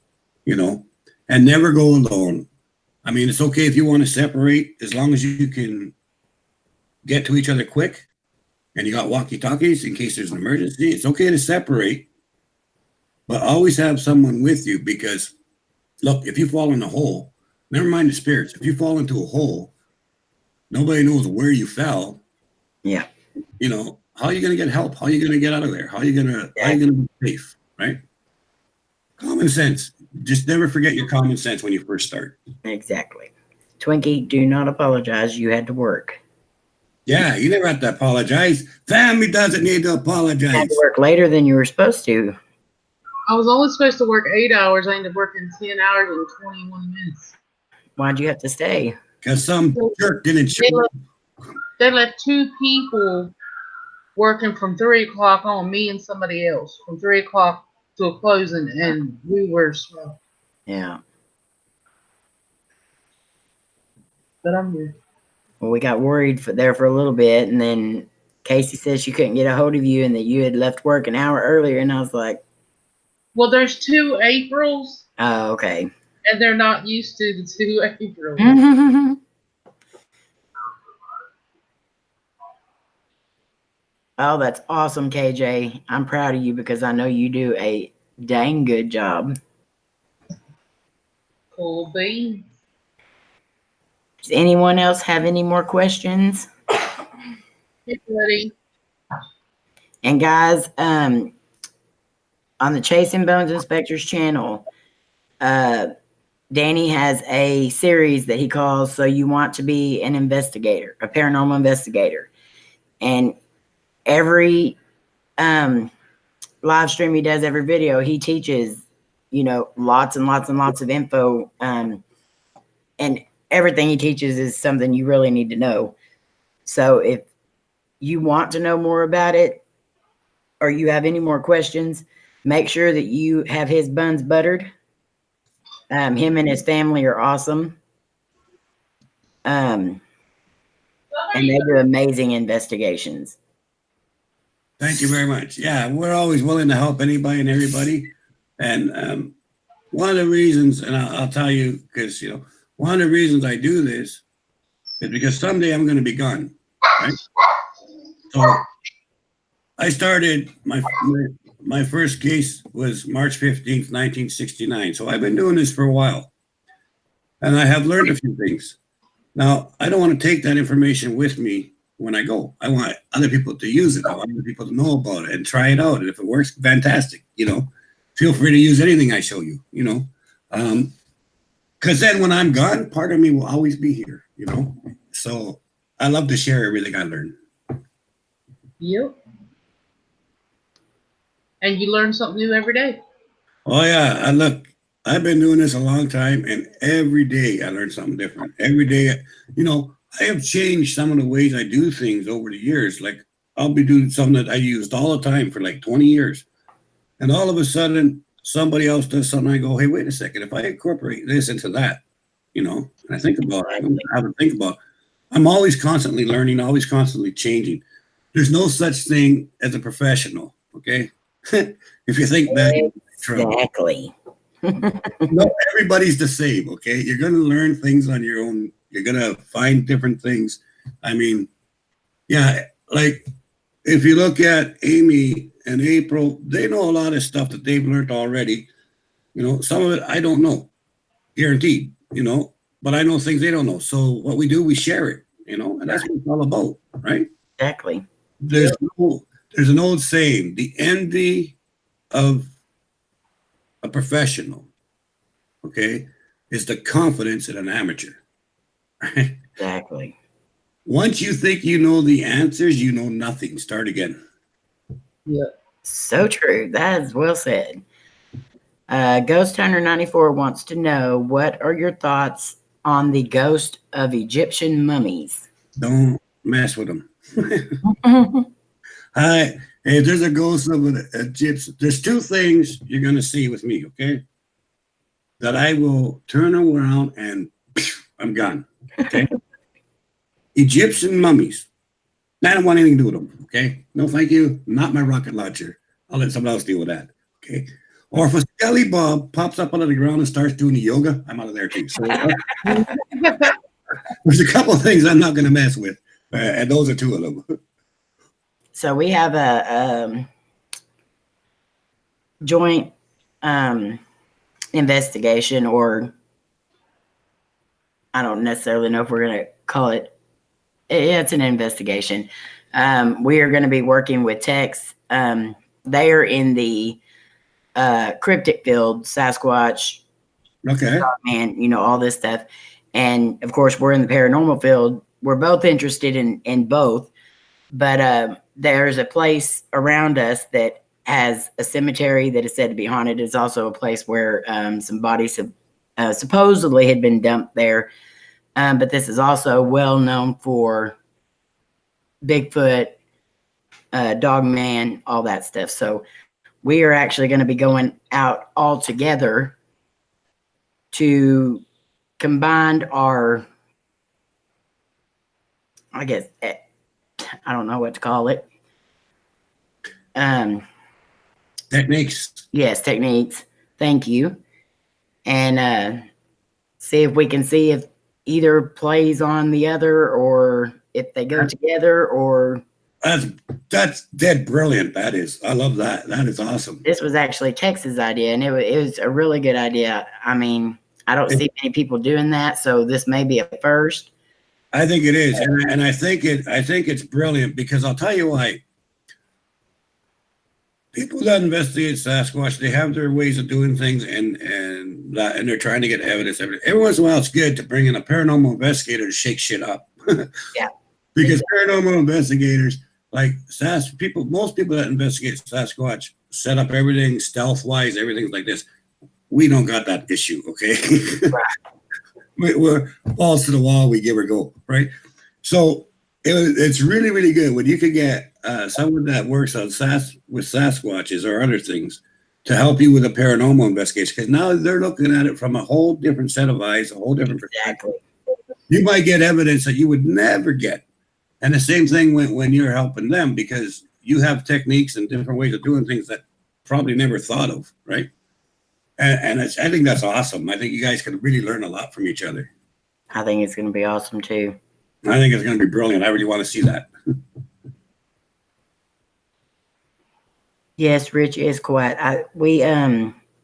He was in the dark and tired whenever we Woke him up. woke him up. He said he wasn't asleep, but I think he was tired. So we woke him up to bring him on the stream. I'm still here. What, Rich? I'm still here. He's still here. Ghost Hunter says, as I was born in the year 1994, I assume you had some good paranormal cases during that year. I would assume. I don't really keep track. I will tell you that I, for sure, maybe just over 3,000 things I've investigated or worked on. But keep in mind, that's over a 50-year span, right? So it's not the big numbers you think, you know.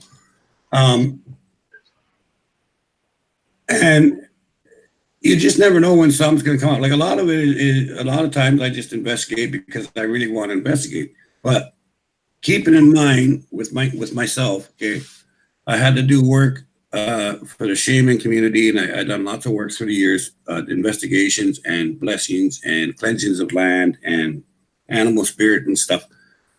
So I've done a lot of work in the shaman field for years and years and years, and I've done a lot of work with the druids for years and years and years, the nature druids, because there's like 6 different things. But anyway, I'm a nature druid, so I've done lots of works on the druid side. Plus, in the middle of all that is my own belief system and my own things that I've always investigated, plus my paranormal beside that. So I've kind of made everything into one big cookie sheet, right? So by having like 4 different avenues, all my investigations are split up into those 4 different avenues from March 15th, 1969 to today. Okay. So, yeah. I hope that kind of answered your question. I guaranteed something happened in 1994. Otherworldly Things with Mike P says, Danny is a wellspring of knowledge. I truly respect him so much. In the short time that I've known him, I've learned a lot, not only about paranormal, but about myself, and I am so grateful for it. Oh, thank you, brother. Love you. Honored.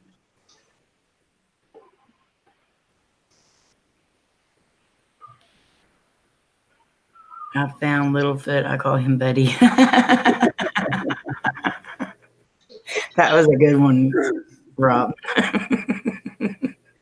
Actually, there's a couple people I know.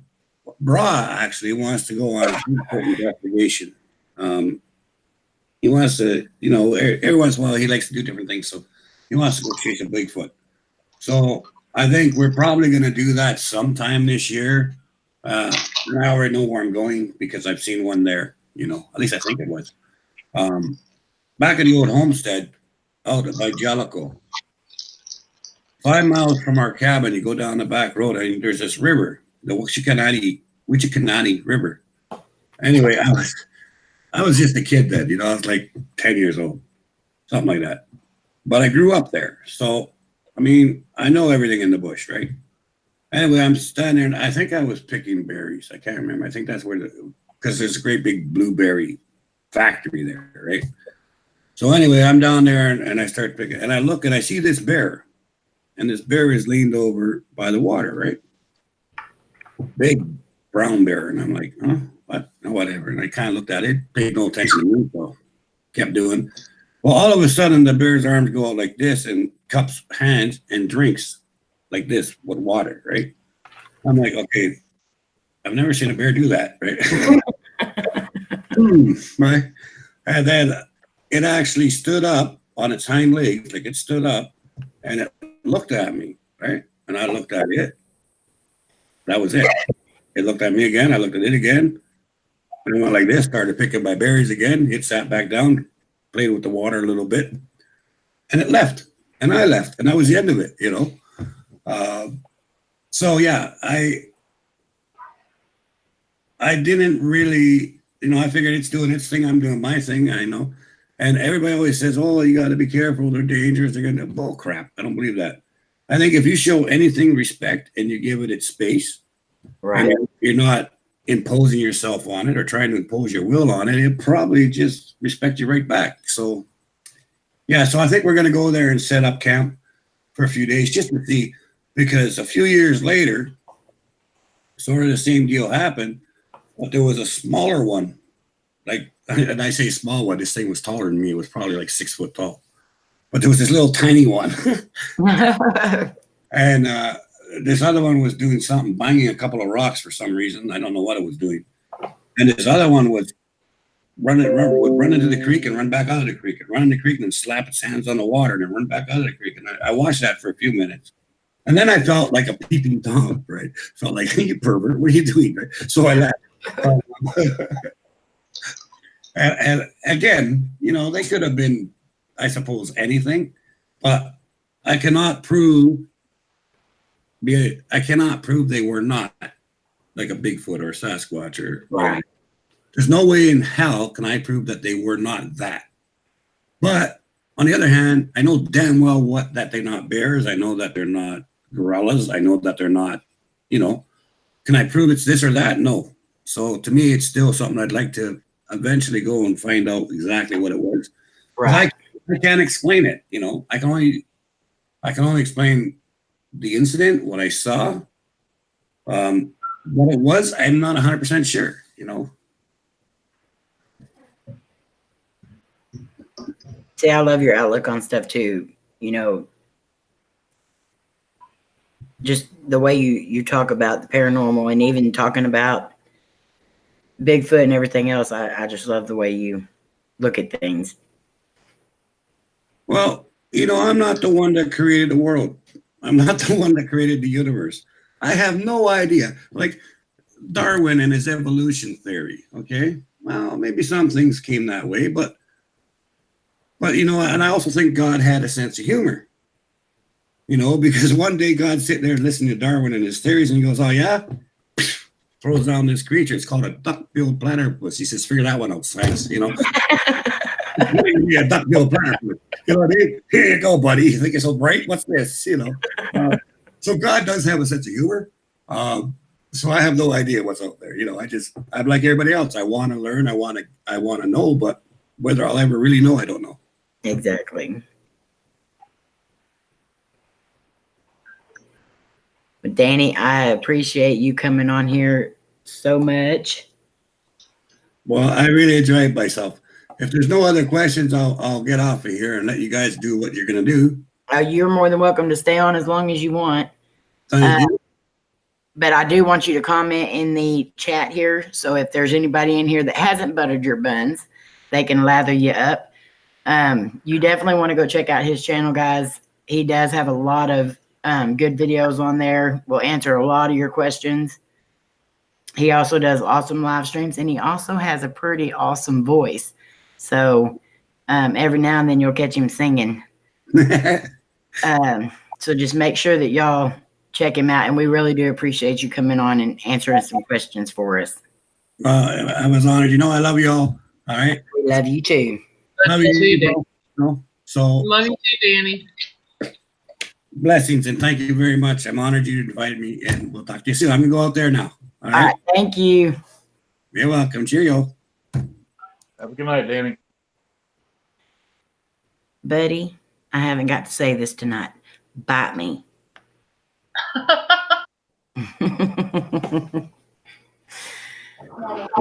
Hey guys.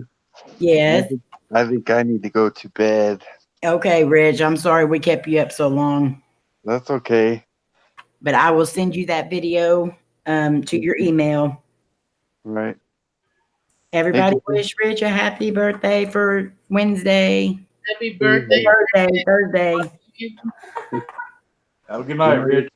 Love you, Rich. Love you too. Thank you so much. You're welcome. Later. George said, no, you can't go to bed, bro. Thank you all for your awesome questions.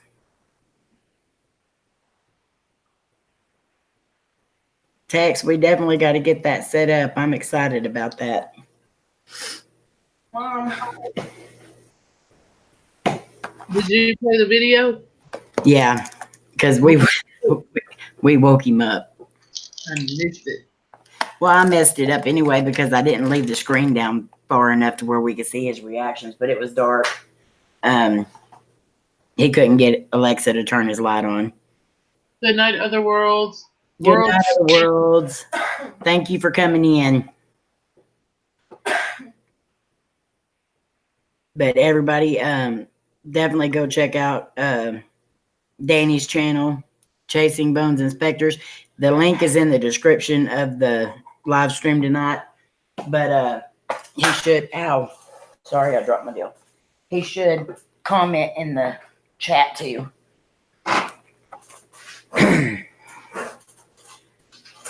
Good night, Mike.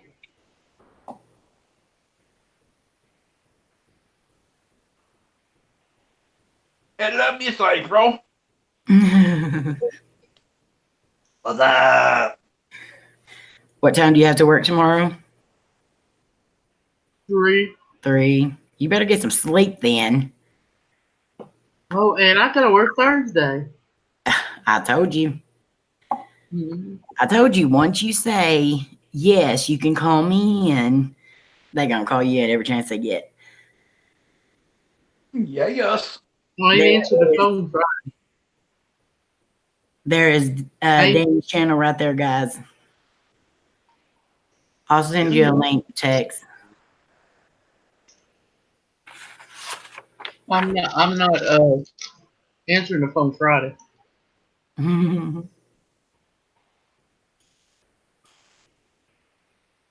I wouldn't either. Hard.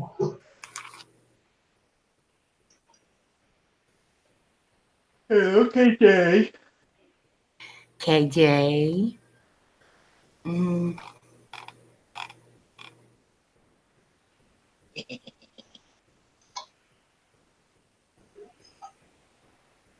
Tex, will you send me a message on Messenger so I can put the link in there for you?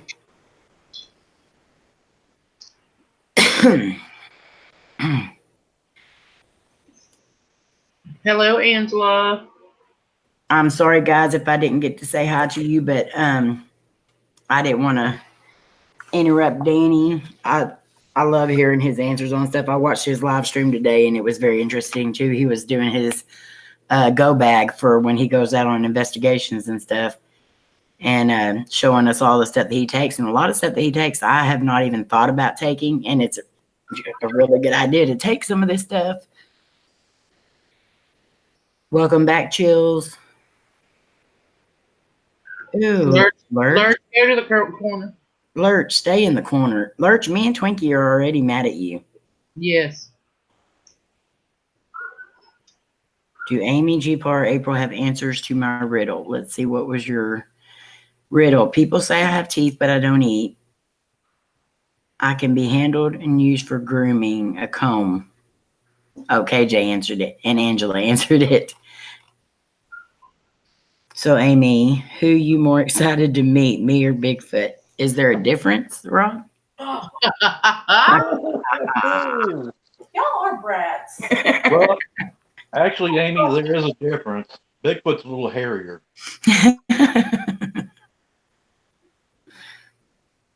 Lurch said, what? What? Yeah, you asking what? Don't you remember the video you put on the deal the other day, Lurch? But You it wanted says, to send your Twinkies, Amy, and April? welcome to the corner, Lurch, is what Buddy said. Yep. That's all right. Come Tennessee, there'll be hundreds of big spiders all around. Oh, no, there will not be. You can go to the corner too.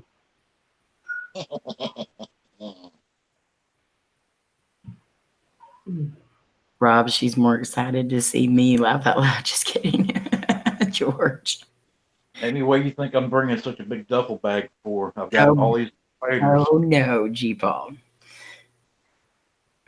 Rob says, oh, no, you didn't, my bratty sister. Oh, yes, I did. I got 2 big cases of tarantula spiders sitting here just for you, Amy. No. Yep. No. G-Paul, you and that laugh.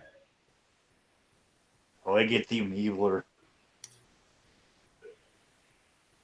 I haven't got it yet, Tex. Mama.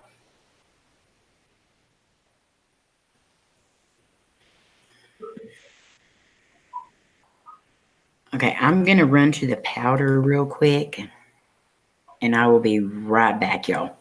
What's that spider in there? Oh, you better hush it, G-Paul. Yeah, I know y'all king of the corner. You and G-Paul and Buddy. And now Lurch. That's all right. Wait until Tennessee. I've got a spider slash snake combination. Hi, you're funny, G-Paul. I'm glad me and Twinkie did switch, or I wouldn't be able to have a live stream tonight. It just would have been late. Yeah, very late. It'd have been very short. It's been late as usual. I knows. Oh. No, Dustin, no. Sweet innocent buddy.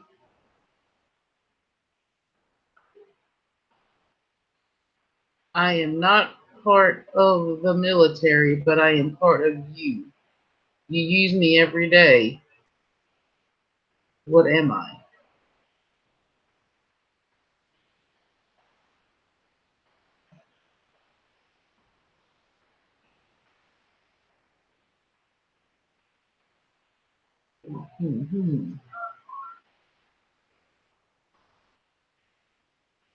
Anybody got the answer to that riddle?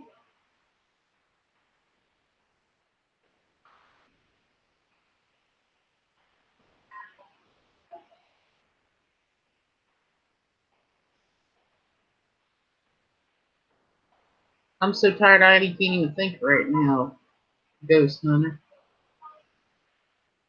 No, but it was you're sweet, Rob. Okay.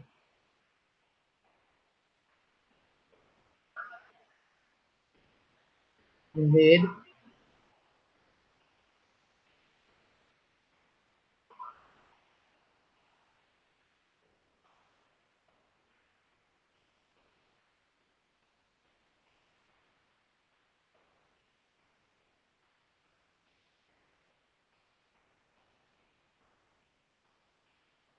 Casey Bone said an arm.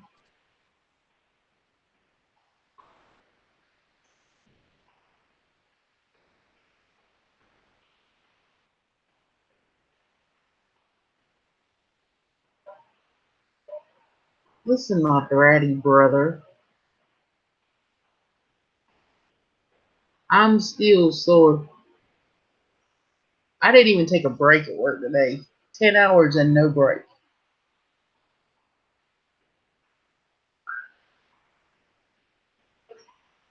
We were so busy.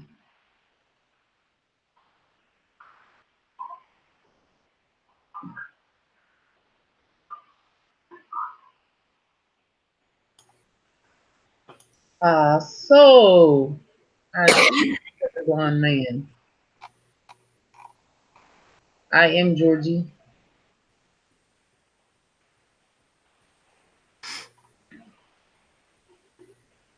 Welcome back, Twinkie. Thank you. That's way too, aren't you showing your beautiful face? I will. Yeah, I will. I'm looking for Texas last message. His message hasn't come through yet, so I can send the link. I am Joe. But I'm washing my uniform again, so I gotta stay up until the laundry gets done. Anyway. And I haven't ate all day except for that popsicle I just ate. Twinkie, we're gonna have to have a chat. Yes, we are. And I don't think I want to eat rotisserie chicken anymore. I had to put so many of those things on, and then you hear the bones go. You put them on the peg thing. Oh God, you hear the bones crack. Ugh. I bet you we So made. you're back eating chicken. I bet you we made 60 some rotisserie chickens today. Thank you, KJ. I am tiny. You can barely see me, but I hang out on certain surfaces. You brush me away. What was I? A fly? I don't know. Text, did you send a message? Because I'm not getting it. Who's taking it? Just shoot it to my email. Okay. Thursday from 1 to.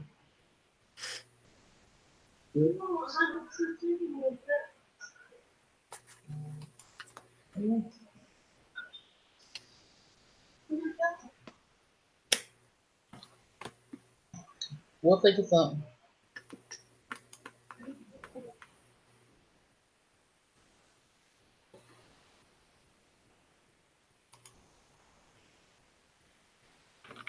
Let me think on it. I'll tell you in the morning. I'll tell you by in the morning. We'll think of something. Okay, I sent it text. I can be brown or gray and give you allergies.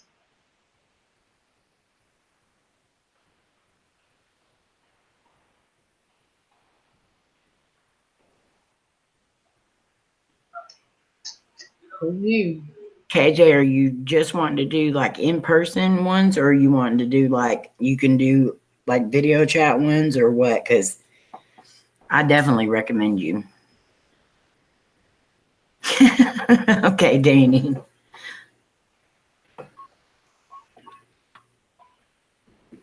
The answer was dust. KJ got it. Can you get that thing up? Hold on just a second. You know we only have a month till reunion. I know, Rob. I'm so excited.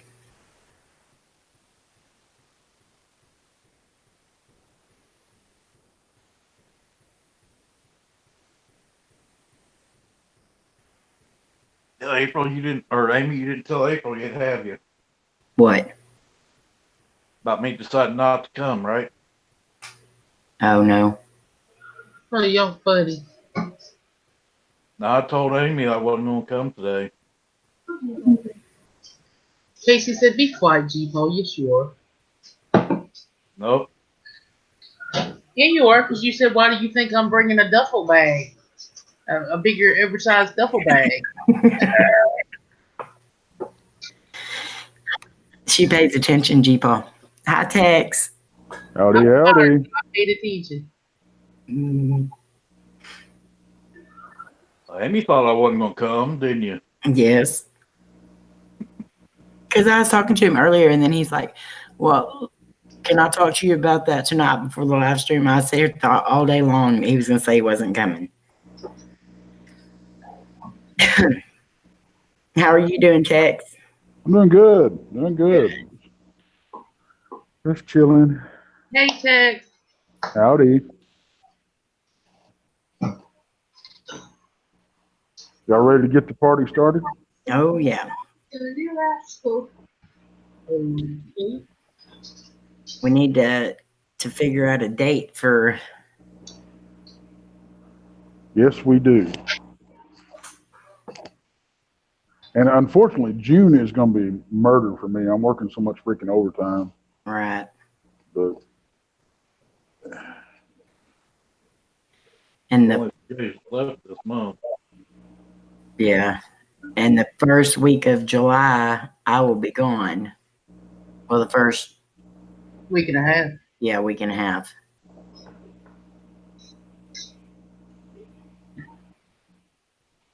Huh. So we'll have to just kind of sit down and pin it out. yeah, Good night, JC. I was tempted to go to. I'm still tempted to head up there this weekend. I won't be here this weekend either. We have a family deal to go to this weekend, and then you work the next weekend. Yep.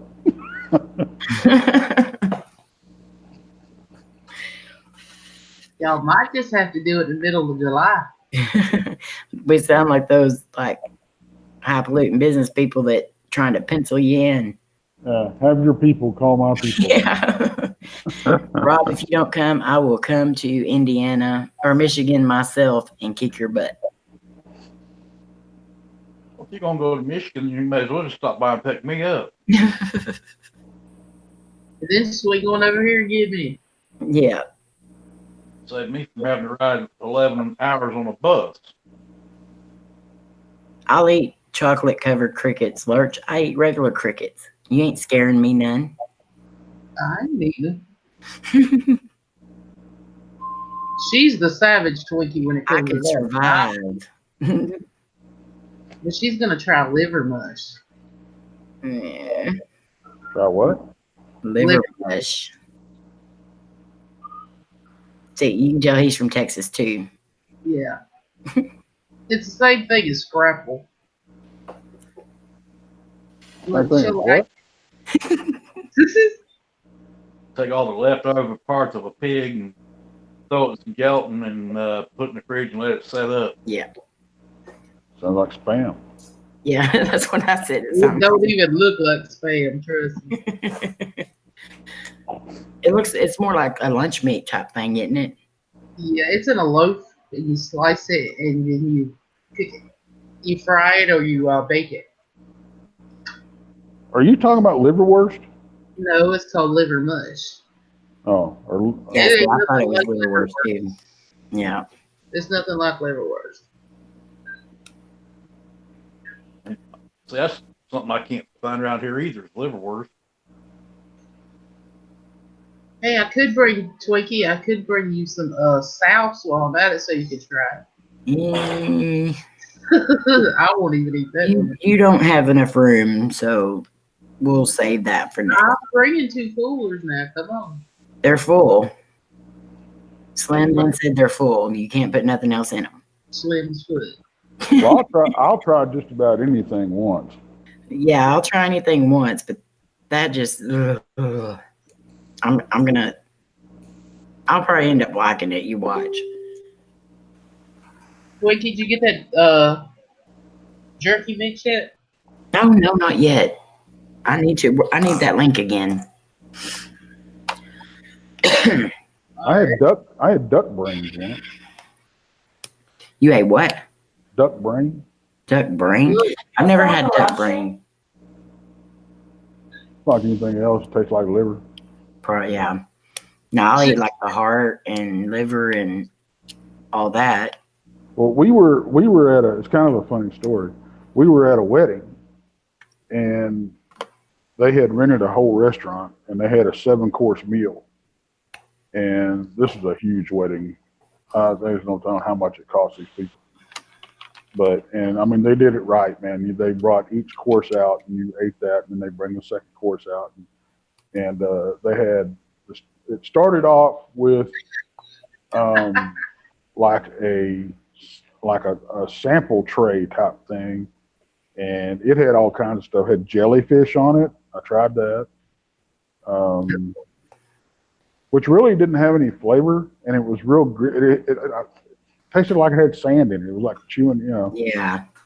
And then they brought out. We had shark fin soup, and then they brought out a split roasted duck, and I just, I mean, the head and everything was there. I just reached up and grabbed the brain and ate it.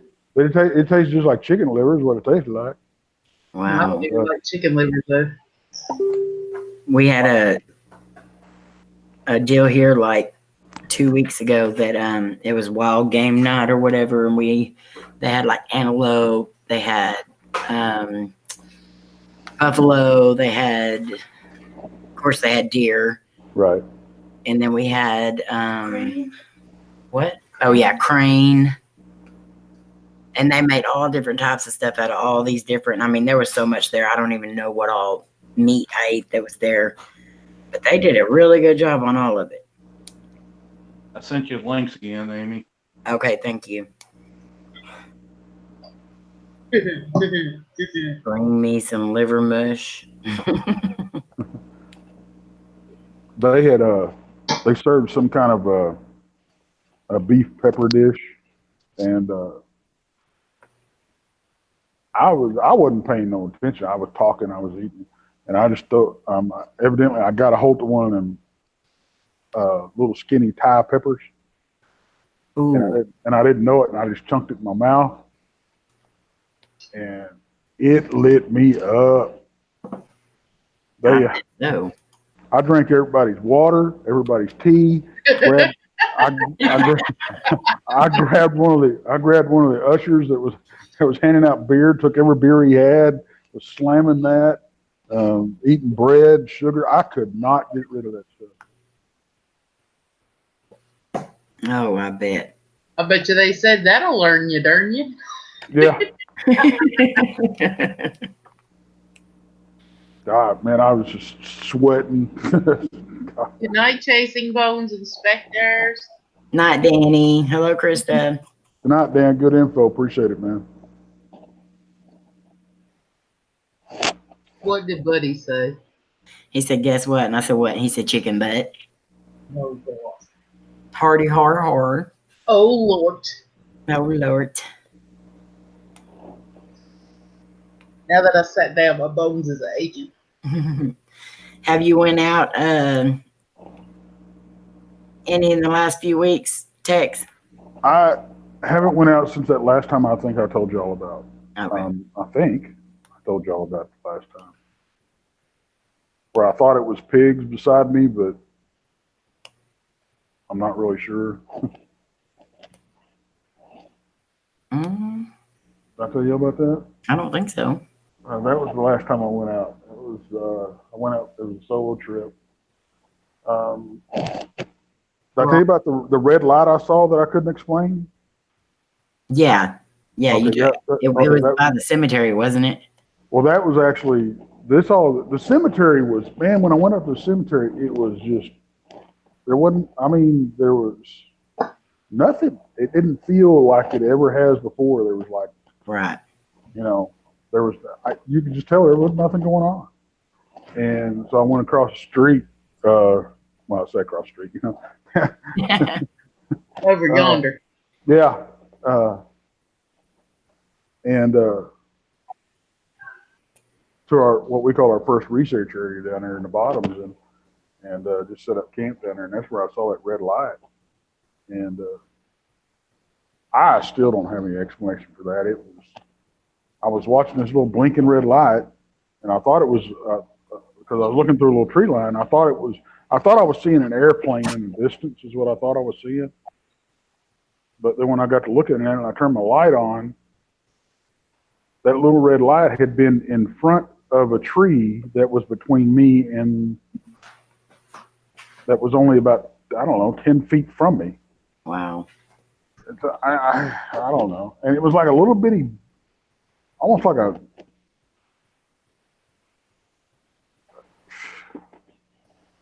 I don't even think it was big. I don't even think it was big as like a little Christmas light would have been. It was a little bit like a pin light, Yeah. but it just blinked for, I don't know, a minute or so, and then I'm like, I didn't think nothing about it until I thought, turn my light on. I'm like, there's a tree there. That could have.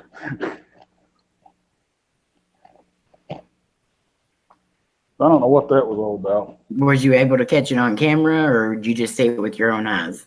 No, I just saw it with my own eyes. I didn't have my camera pointed in that direction. I was just kind of looking around, sitting there listening to stuff, and I just happened to see it. And I really kind of blew it off because I thought I was seeing through the tree line. Right. But there's all kinds of weird crap that goes on up there, and that's the reason I want y'all to bring y'all stuff and get down there with me, and I'll do my thing, and y'all can do y'all's thing, and we can do it together, because there's so much paranormal stuff and unexplained stuff that goes on that we've caught that I think if we'd have had the additional equipment that y'all have, there could have been some more stuff there that we didn't even know was there. And everybody's talking about how for some reason the areas that these creatures inhabit have a real heavy paranormal activity aspect to them too. Right. And we're trying to get something. We're probably not going to come back with nothing but more questions, but I mean, and that's fine. Well, that'll give us a reason to go back. Exactly. Nobody never left the corner. But I'm really excited about it. But I do want to, when we do get to hammer down a date, I don't want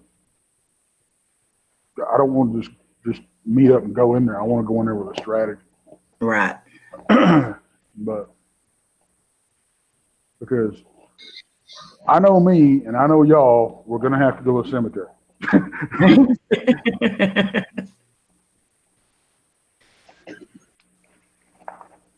But I always make a stop at the cemetery when I go up there. And that last time that I was up there, that's the only time that I've never had anything happen. Right. The only time. And I still haven't really went through all my footage, but I found out that was the first time that I'd ever been out with my camera. And I found out that I'm a horrible cameraman.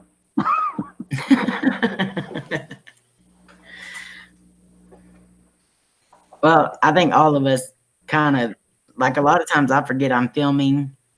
And when I stand still, I tend to like spin my body. And then I'll come back and I'll watch a video back as I'm editing it. And I'm like, stand still, why don't you? My problem is my camera, I can't find a comfortable way to hold it. So what I think I'm going to do is, instead of buying a monopod, I'm going to mount it on one of my walking sticks. Yeah. Well, that would be good. But the camera I've got, it's not real high dollar. I didn't want to spend a lot of money on my first camera, and because I'm kind of brutal on technology stuff anyway. Yeah. And actually, it was a good idea not to, because I broke a piece off of it while I was out there. So. Oh, no. But it still works, so I don't know. It was a cover to something, but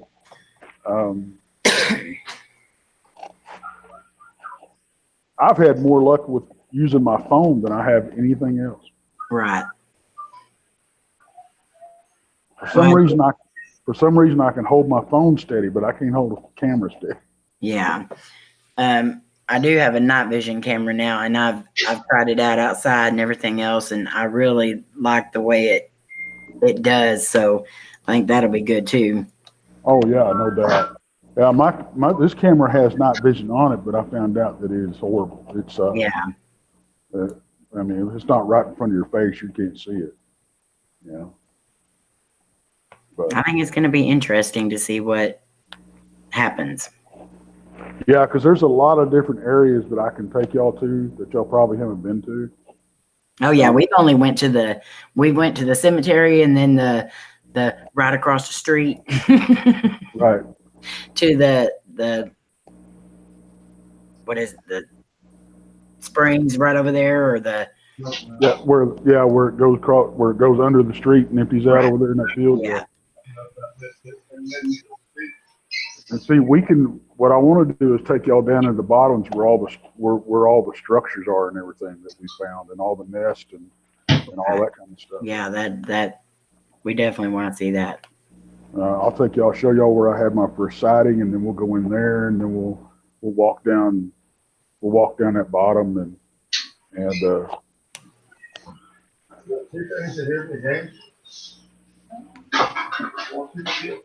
but if you drive down that road, there's several entrances there that you can drive down and hit different, okay, you don't have to walk the whole thing, but right. That first area that what I call the first area has always been really, really active. I've never went down there and not have something. So, y'all know who the Bigfoot Outlaws are, or whatever? You ever heard of Kumbo, Bear, and all that? No. Oh, okay. Actually, Kumbo is split off from the group, and he's kind of doing his own. He's doing his own thing now, but he's been researching for. God, he's probably as long as he's been researching as long as Dan has. So he's got a lot under his belt. He's a wealth of knowledge, and he's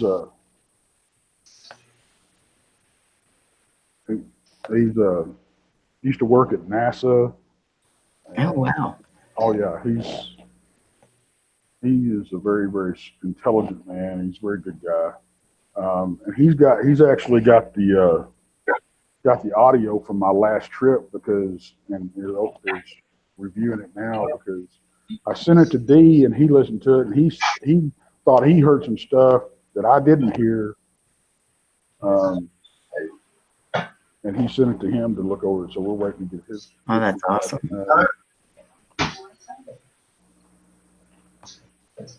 One thing that was strange when I was down there that time is even when I was over in the cemetery, it was daylight when I got there. I had quote unquote owls all over the place. Right. And then I had some, but I've never heard this bird in my life. It sounded like something you'd hear on National Geographic out in the jungle. Sound like a pterodactyl? Yeah, it was like, ah! I'm like, what in the hell is that? We've heard that a couple of times out in the woods or out by like a bridge by the river and stuff like that. Mm-hmm. And I mean, you'll even hear it in some of our videos. You can hear it. And then we say, that sounded like a pterodactyl. Yeah.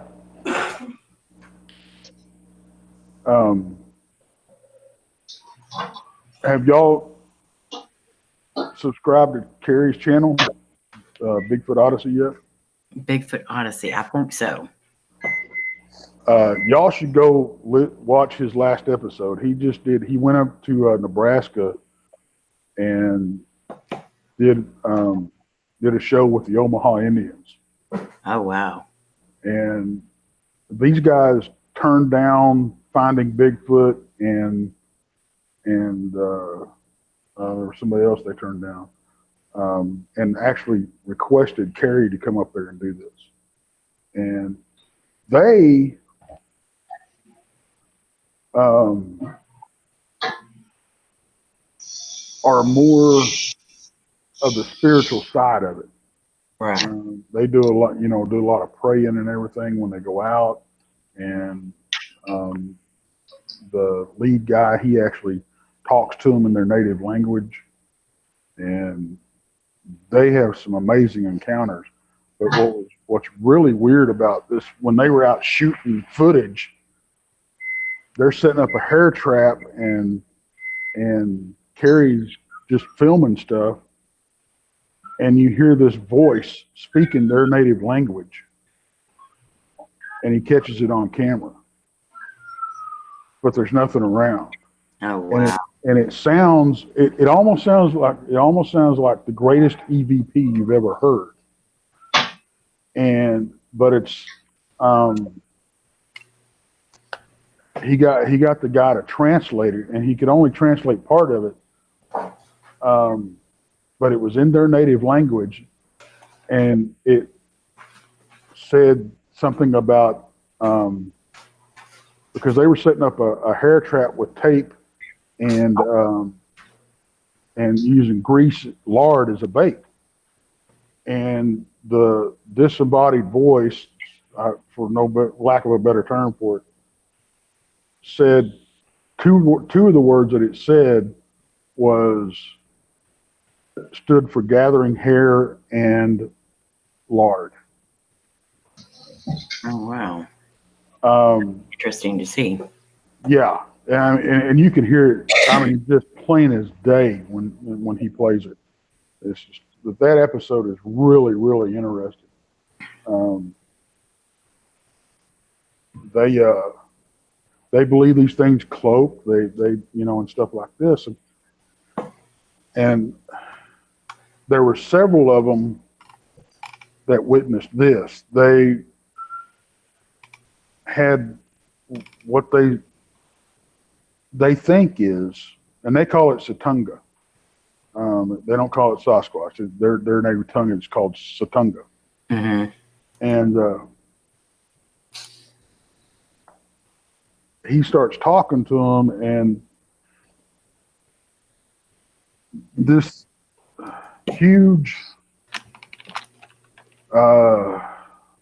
bluish mass appears in front of him. And several people are seeing this. And I mean, it's just a whole bunch of stuff. And it's really an interesting show. You ought to check it out. I'm definitely going to check that out. But, and they, of course they've got, footprint casts that they show off and stuff like that, and talk about all these encounters and their belief system, and I don't know. I'm so on the fence about what is actually going on, because I really can't explain it. All the paranormal stuff going on, with these creatures. And I don't know if it's, the actual mind speak that everybody talks about, and, them having, paranormal powers or whatever. I can't take that leap, because everything that I've seen, as far as the creatures go, everything that I've seen has been flesh and blood. Right. And to me, it doesn't make sense if you've got an entity or a being that has the capability to jump in and out of dimensional portholes, walk through trees, or whatever. Why are these things romping around the woods? And and doing the physical stuff that running across the road and all this kind of stuff. It just, that doesn't add up to me. Right. There's something else going on, but I don't know what, and I'm hoping that, and I want this little joint venture of ours to just be the first. Right. Because I really think that we're going to come back with a lot of freaking questions. I think so too. Man, if we have half the activity that we normally do out there, it's going to blow y'all away. I can't wait.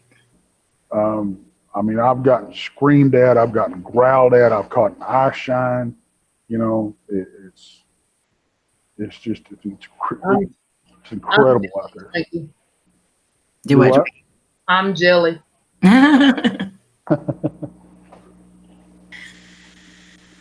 Well, Twinkie, I'm sure we'll be going back there several times, so you'll be here one of them times. I hope. After our last conversation when you were on here, you know, I did go back and watch some of the video that we did and stuff again, and, you know, some of the things you were saying, as you were saying them, I was thinking, wow, that, you know, we heard some of that. We saw some of that, and we weren't even thinking about it. Yeah, and that's that picture that I sent you, that face. Mm-hmm.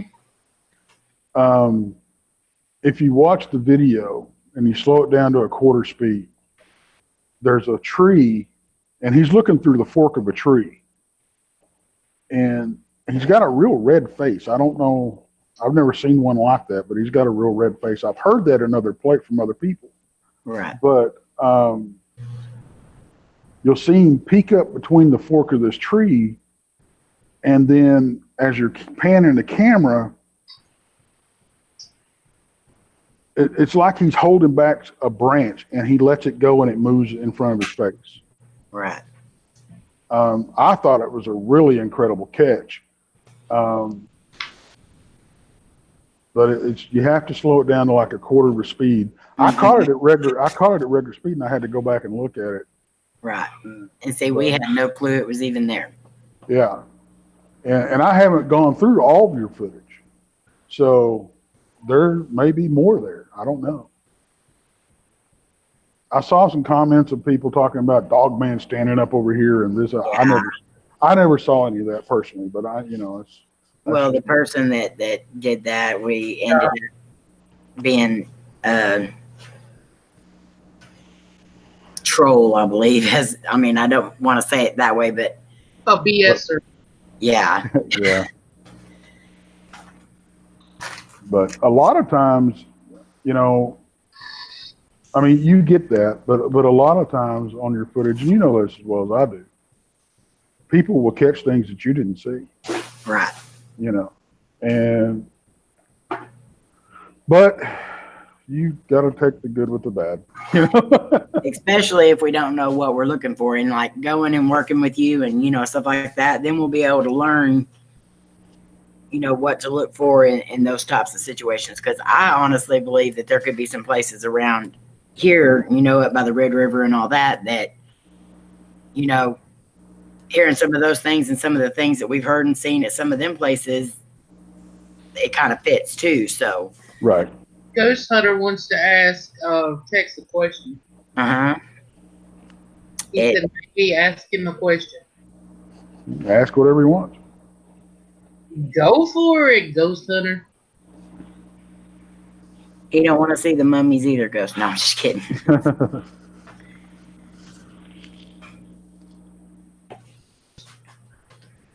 And skinwalkers.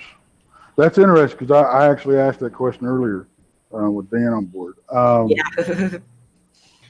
I really don't. I'm still learning about them, and I've heard so many different things, and that's why I asked Dan that question. From what I understand or understood, skinwalkers were or are a medicine man that just did something deplorable and horrible to the tribe, and it's almost a curse. And that's why I asked about it relating to the Loup Garou in Louisiana, because the Loup Garou is a werewolf type, dogman type creature, but it's a curse that gets placed on people, and it lasts for 100 days, and then the curse moves on. But what I don't know is where that curse originated. I need to do some more research on that. But skinwalkers, to me, they sound more like the European legend of werewolves. Right. But according to what I've heard, skinwalkers have to wear a pelt to transform. I don't know. And I didn't know about the whole eating the heart thing and everything like that. That is something I'd never heard. But I've heard so many people, account of seeing a skinwalker and what they are versus like I don't know if you can use the word normal, but your normal everyday dog man. I don't know.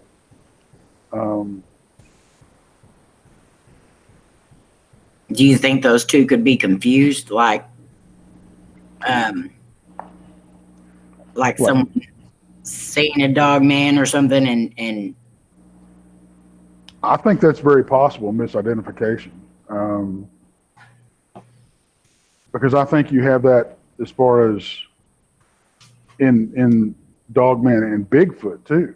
But also, I mean, how do you know unless you see something change, unless you see this man change into, the pelt that he's wearing, the wolf pelt that he's wearing? How do you know it's a skinwalker? You know what I'm saying? Now, I have heard reports that the skinwalker basically looks like a human with a wolf's head versus a dog man having the canine-like legs. right. So I don't know. I mean, that's just it. We don't know. And there's so many different aspects of these things. It's just, I don't know that we'll ever know. But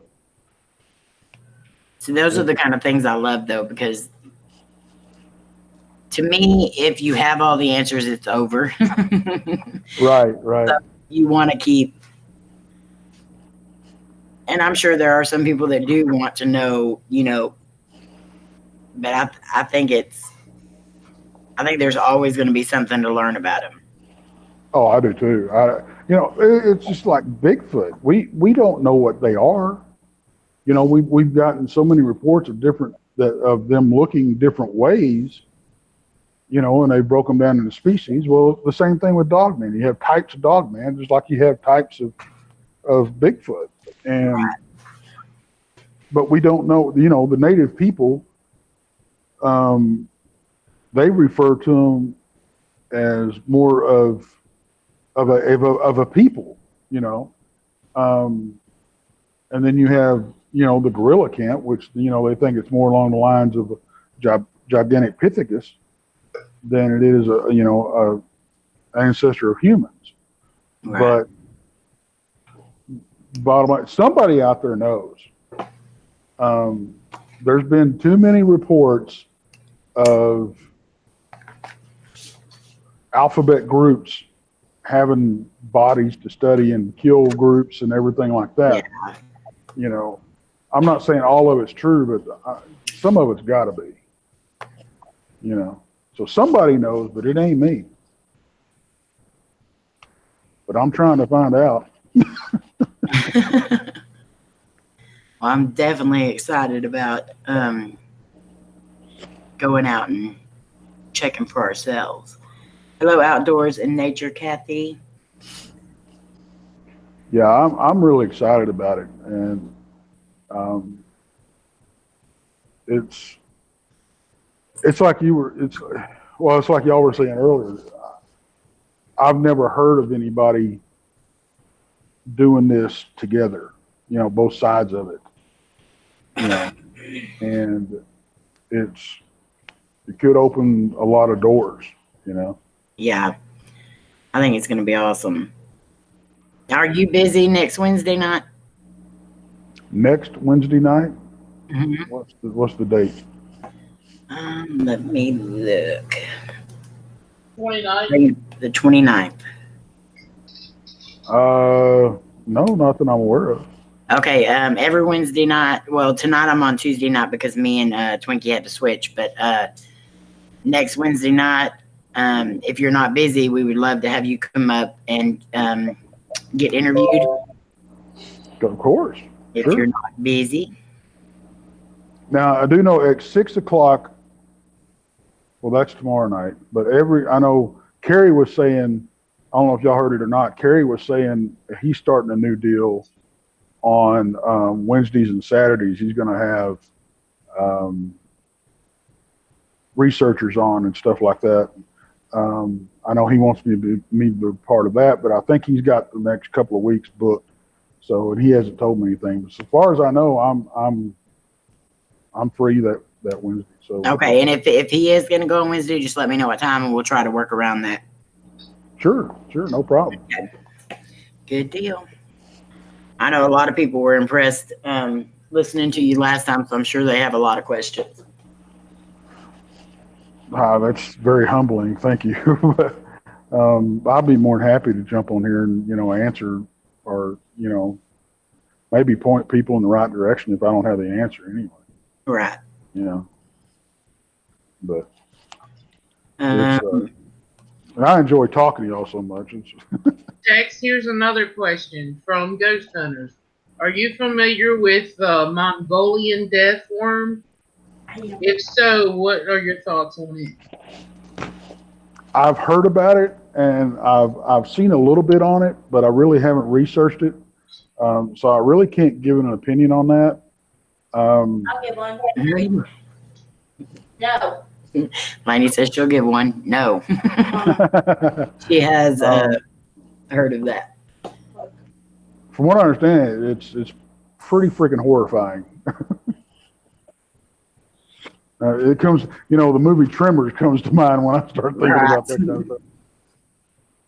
Now, Bigfoot and all that I can handle. Big old worms start coming out the ground. We're going to have a problem. Have y'all seen the movie Tremors? Yeah, that's what we're talking about. Head to the roof. Yeah. Speaking of that movie, probably today. That's Kevin Bacon in it. Ooh, my man. Now, I will say this. Last time, we were talking about it's probably going to be July before we get this together. We had a big joint research outing last August, and had all kinds of crazy activity the whole weekend. Right. And there was like 13 people there at one point. And so summertime seems like a pretty good time to get out there and do it. So sounds good to me. I mean, I can do without the heat, but can't we all? So I think we're hitting it at a good time. Of course, like I said, I've never been out there in any season and not had anything happen. There's always something, But that's the trip that we set up camp and in the same location I'm talking about, what we call our first research area. We set up camp exactly where I was last time. Is where we got screamed at. And we had one, I was talking about it last night, or not last, was it last night or whatever it was? But on the show that I was sitting across the campfire from D, looking through that same tree line, and I kept seeing something in the tree line playing peekaboo over his right shoulder behind a tree. And that's the same night we got screamed at. So. Oh, I can't wait for this one. Rub it in.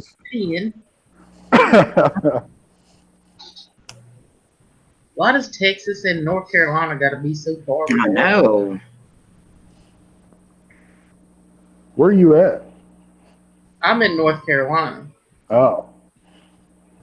But I was down there in February for 2 weeks.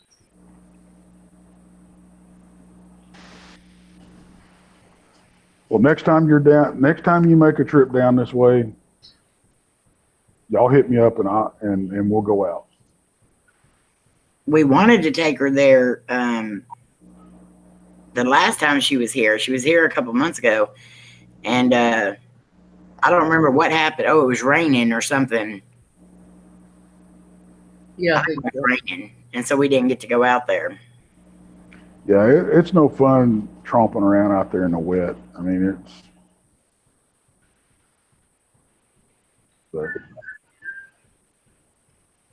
and the times that I don't like going out there, and this is going out in any woods, is in high wind.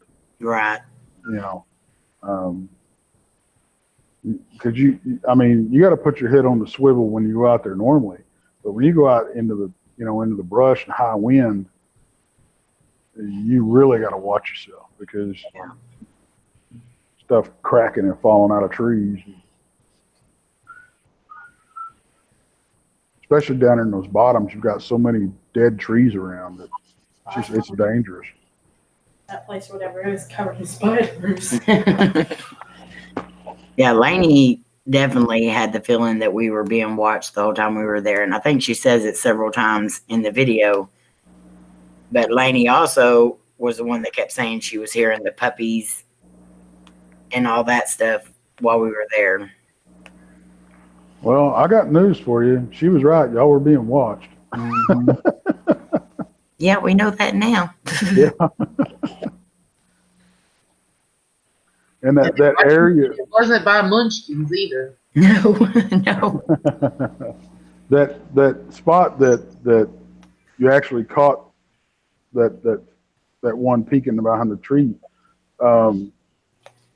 is the same general area where there's a bedding area not too far from there. There's an old there's a tree that is what we think was used for a marker a long time ago, because the from what we found out, the Native Americans used to, what they would do is they would take the branch of a young tree and they would tie it up at a right angle so it would grow that way and it would become a permanent marker. And there's a tree that's like that in that area.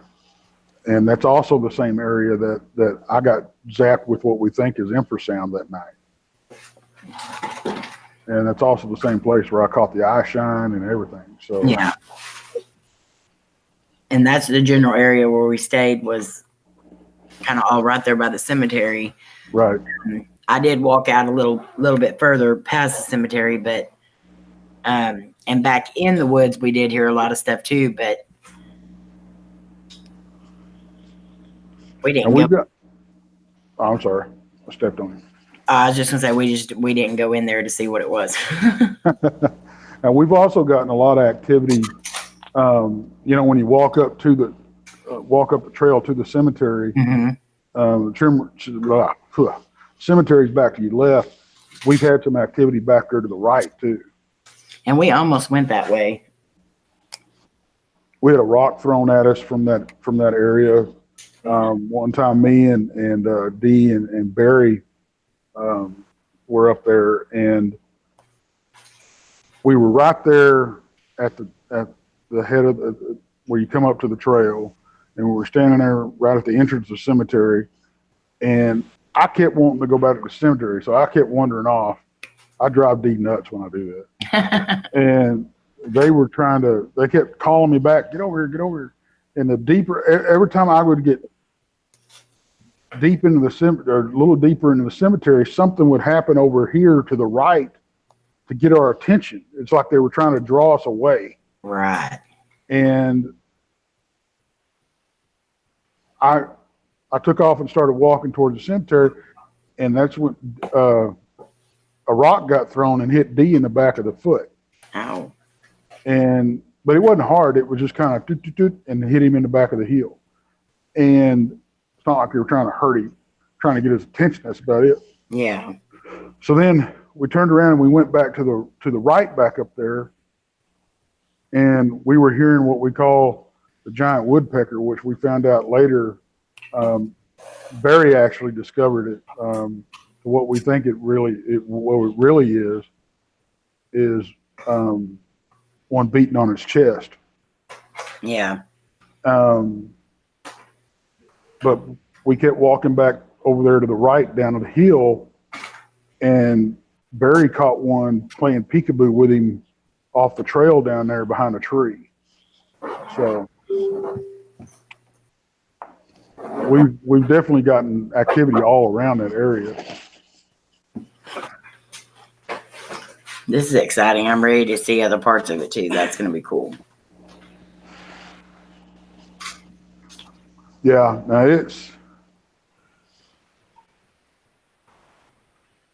there are parts of it down there when you get down close to the river, man. It's just you got to do some brush whacking to get down through there, and it's a rough hike. But right. I think if we go this first trip, if we make the cemetery, and then we go across that research area, that first one, and we take off and go down into the bottoms, I think we'll get everything that we want to get. But the reason I want to stay the night is because I had such great activity last time I was there, just sitting there. Right. And that's happened, and that's the second time that's happened to us. And for some reason, when you sit there it seems like when you sit there in that spot and you just kind of mind your own business like nothing's going on, they get curious and they come up close, or something does. Hasn't been identified yet, but something was coming close to me that night. And then of course we had that one playing peekaboo that night, and then we got screamed at, and there's been some they caught one on thermal over there the next night. And I mean, because we were sitting there we actually can't remember if we were going in or coming out, but there was a small deer that was running full blast through the trees and ran right up on us and saw us, got scared, turned around, ran back into the trees at another angle, and we heard a growl and a thump. And the deer wasn't running anymore. No.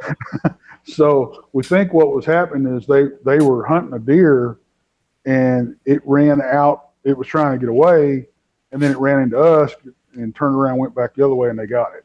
Yeah. Hi, Kenrick.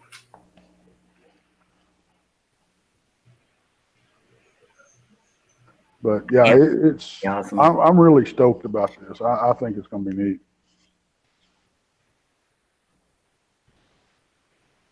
Now, my uncle was in Canada, and he swears that he saw Bigfoot and it threw a boulder at him. Yeah, that happens a lot. I'm not surprised at all. And it's really strange. In Canada, you've got a park called, I never can get this right. Okay, Sasquatch Prudential Park. It's a park in Canada. But then when they were pressed about the name, they said it was a joke. You're really going to name a national or state park and it be a joke? Come on. Yeah.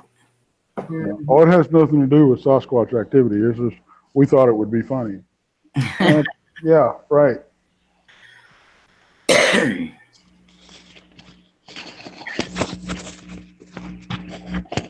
And what's crazy is, was it North Carolina or South Carolina last year that, y'all remember when the solar eclipse happened? Mm-hmm. The emergency services of this one county or city, one of the Carolinas, put out a warning of lizard man activity during the eclipse. I remember hearing something about that. I thought that was really strange. I mean, why would you? I, I mean, maybe our governments have gotten a sense of humor. I don't know. But last time I checked, they didn't have much more. Exactly. I'm going to say that's doubtful. I don't see them having too much of a sense of humor. Yeah. But then again, why? I mean, if you're trying to keep this under wraps, why would you officially post that? Mm-hmm. It's something that made absolutely no sense, no matter which way you look at it. You know, and how it didn't become a bigger deal than it was, that I don't understand either. Right. There's so much stuff that you hear whispers of that doesn't get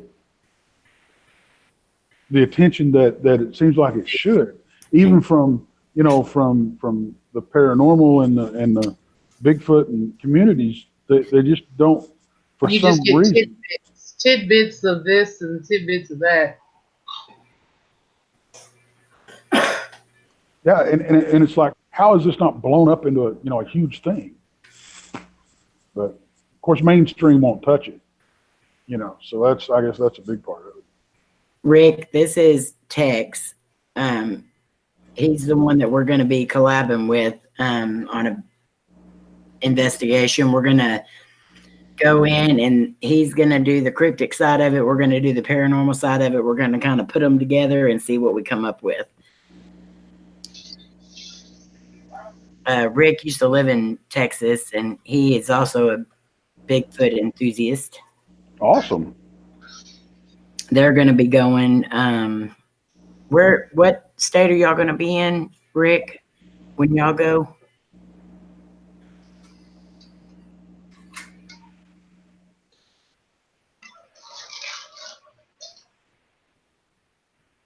Y'all can hear my husband's alarm clock. I'm sorry.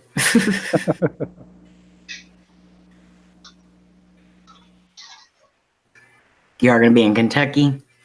Oh, Cryptid Disney World.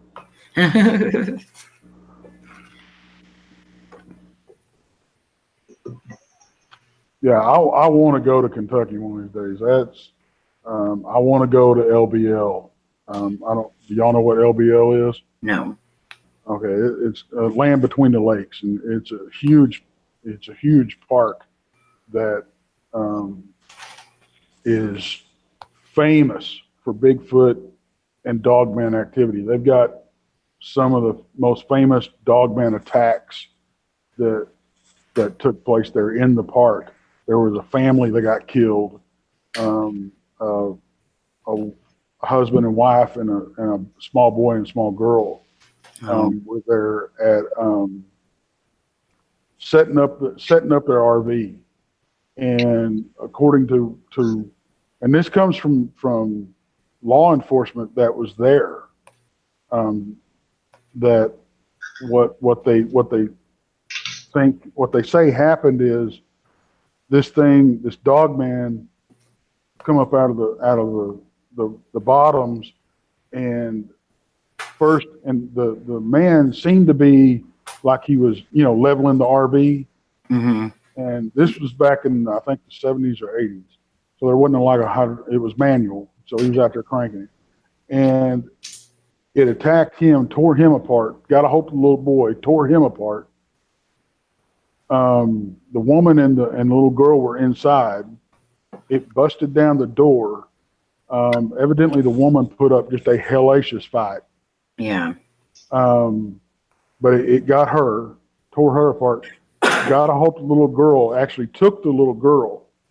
They found the little girl, I can't remember how far it was away, but they found her body had been fed on, but it was either draped over or impaled on a branch 30 feet up in a tree. Oh, wow. They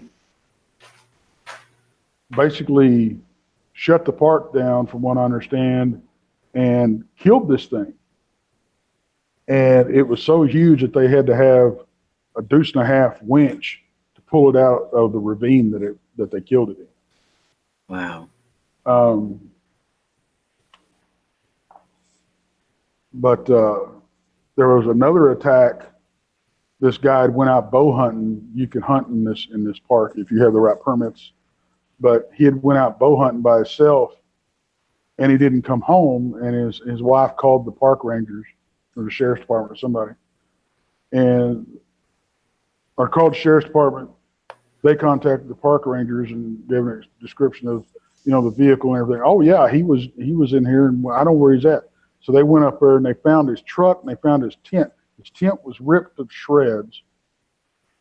There were drag marks and blood trail, and they found his bow that was broke, his compound bow that was broke in half, and then found his body that had been fed on a ways off. Wow.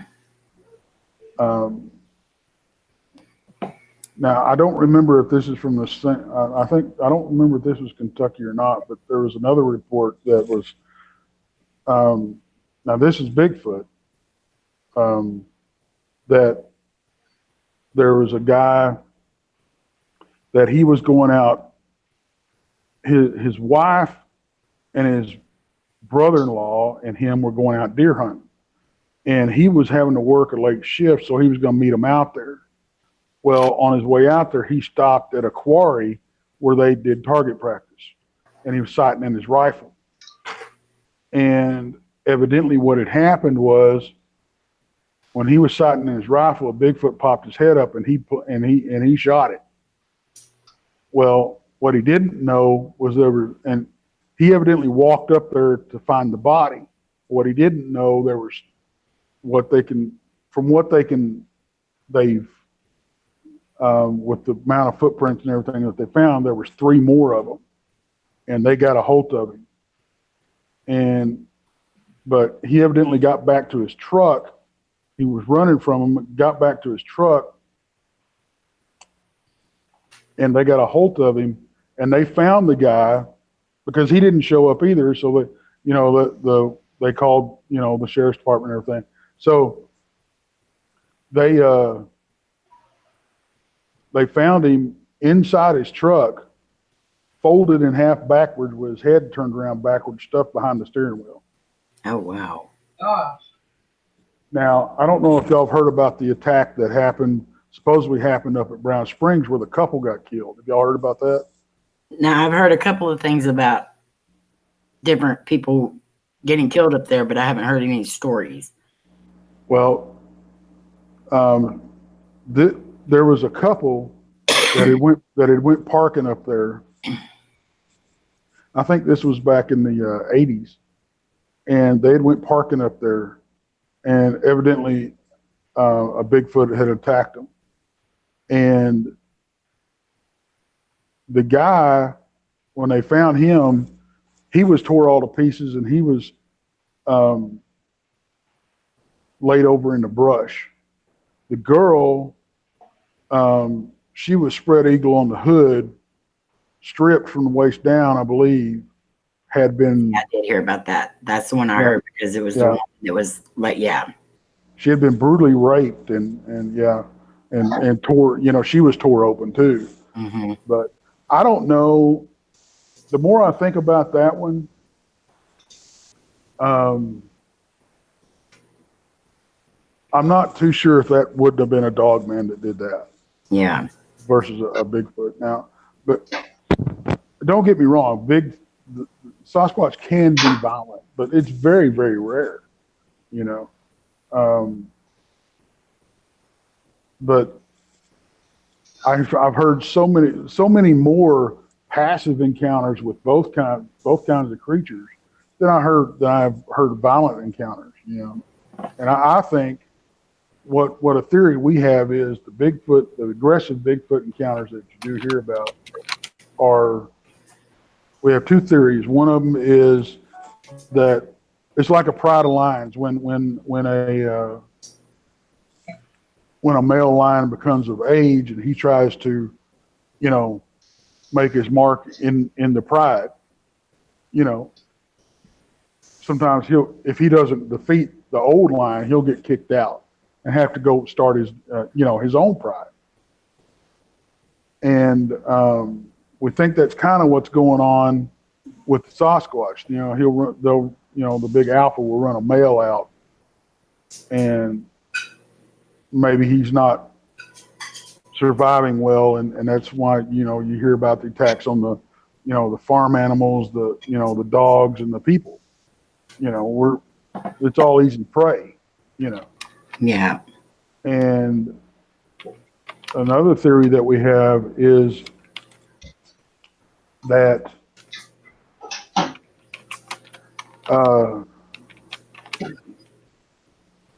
maybe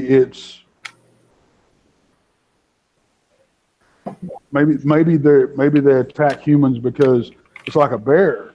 You shoot and wound a bear, or if he gets the taste of human flesh, he tends to stick with it. Right. So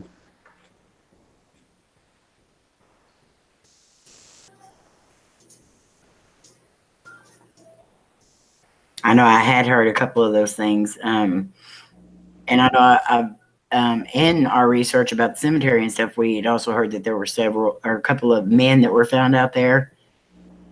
But they were thought to have been murdered and left out there. But I'm not sure how. Well, legend has it that whole, not just Brown Springs, but that whole area of the Red River there, used to be a dumping ground for the mafia. Right. And there was, quite a bit of bodies that were dumped out there from that.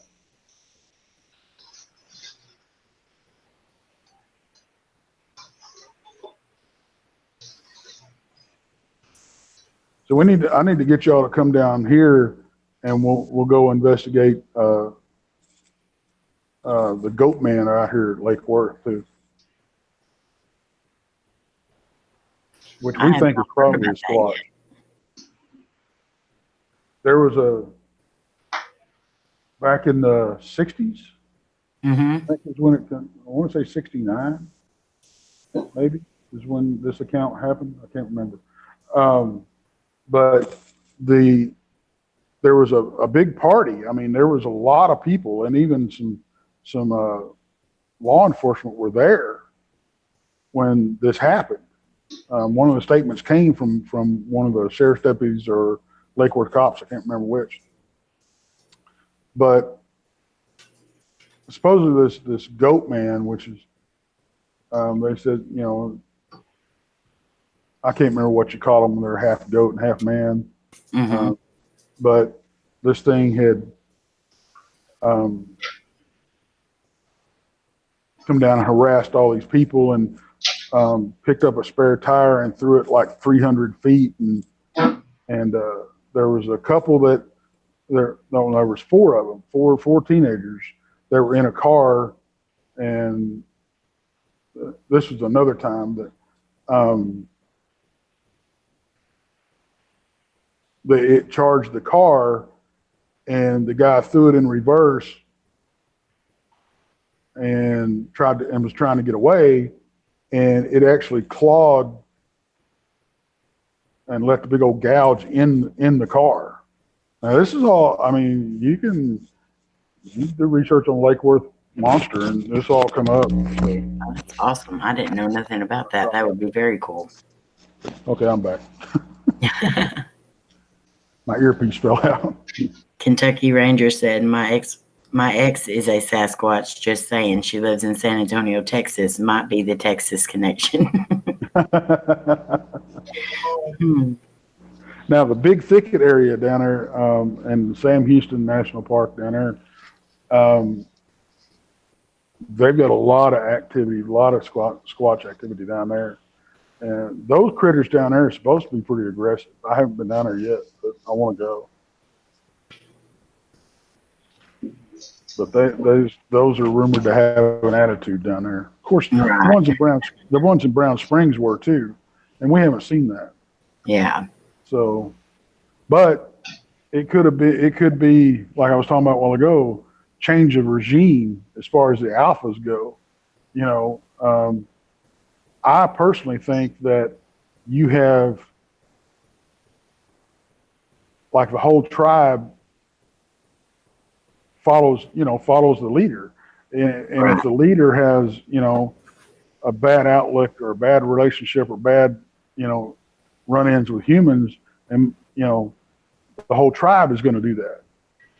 So to me, it's no different than like like South America, you had tribes of headhunters and stuff like that. But not all of them were like that. A lot of them were friendly. Right.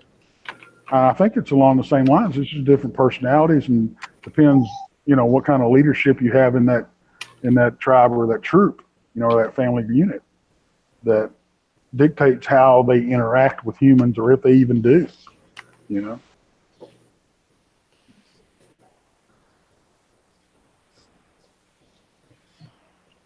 I can't wait to learn. I mean, I find it all so interesting, but I can't wait to go out and like be there while it's.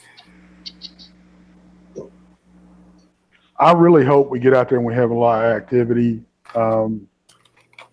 I don't see any reason why we wouldn't, because we've had so much when we were out there every time. So Right.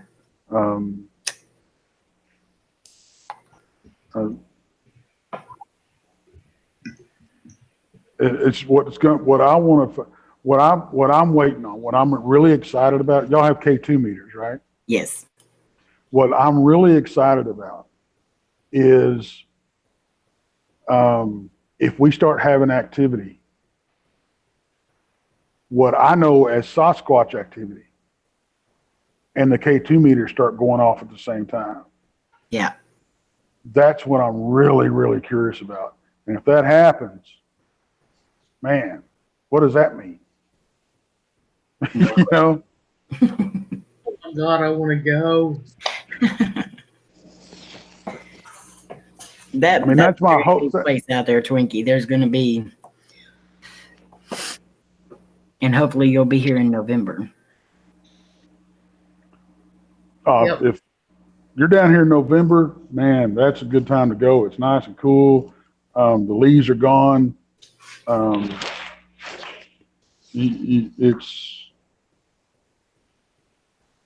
It's a good time to go. Really, because you ain't got to deal with all the bugs. Yeah. And snakes. Yeah. I've ran into snakes down there, but I've never had a problem with them. But I've been traipsing around in the damn brush all my life, so it's. We see a snake, you might have a problem if you're behind me. Yeah.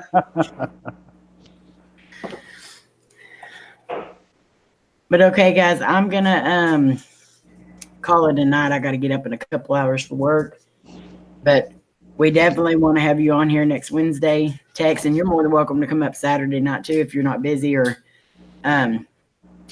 whatever. You're more than welcome to come up anytime. But Wednesday night, guys, we're gonna have Tex up here, so get your questions ready.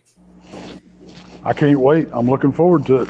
I can't wait either, and we'll definitely get the date figured out. Oh yeah, no doubt. Well, thanks for having me on, guys. I'll bring mine. Good night. Do what, Twinkie? I said good night, Tex. Oh. Good night, Twinkie. Good night, everyone. We love you guys very much. Thank you, Tex. Thank you, G-Paul. Thank you, Twinkie. Thank you, Rich. Thank you, Danny. And thank all you guys for being here. No problem. We love you all very much, and we will see you next time. Saturday. Well, Twinkie will be on tomorrow night, guys. Don't forget, she's going to be on tomorrow night instead of us. So she'll be on about what time, Twinkie? Well, maybe it's 10. Maybe 10, maybe about 10 o'clock. 10 o'clock? Okay, so 10 o'clock Eastern Standard Time, guys. Everybody have a good night. Pleasant dreams. Good night, y'all. Love you. Bye. Bye, everybody.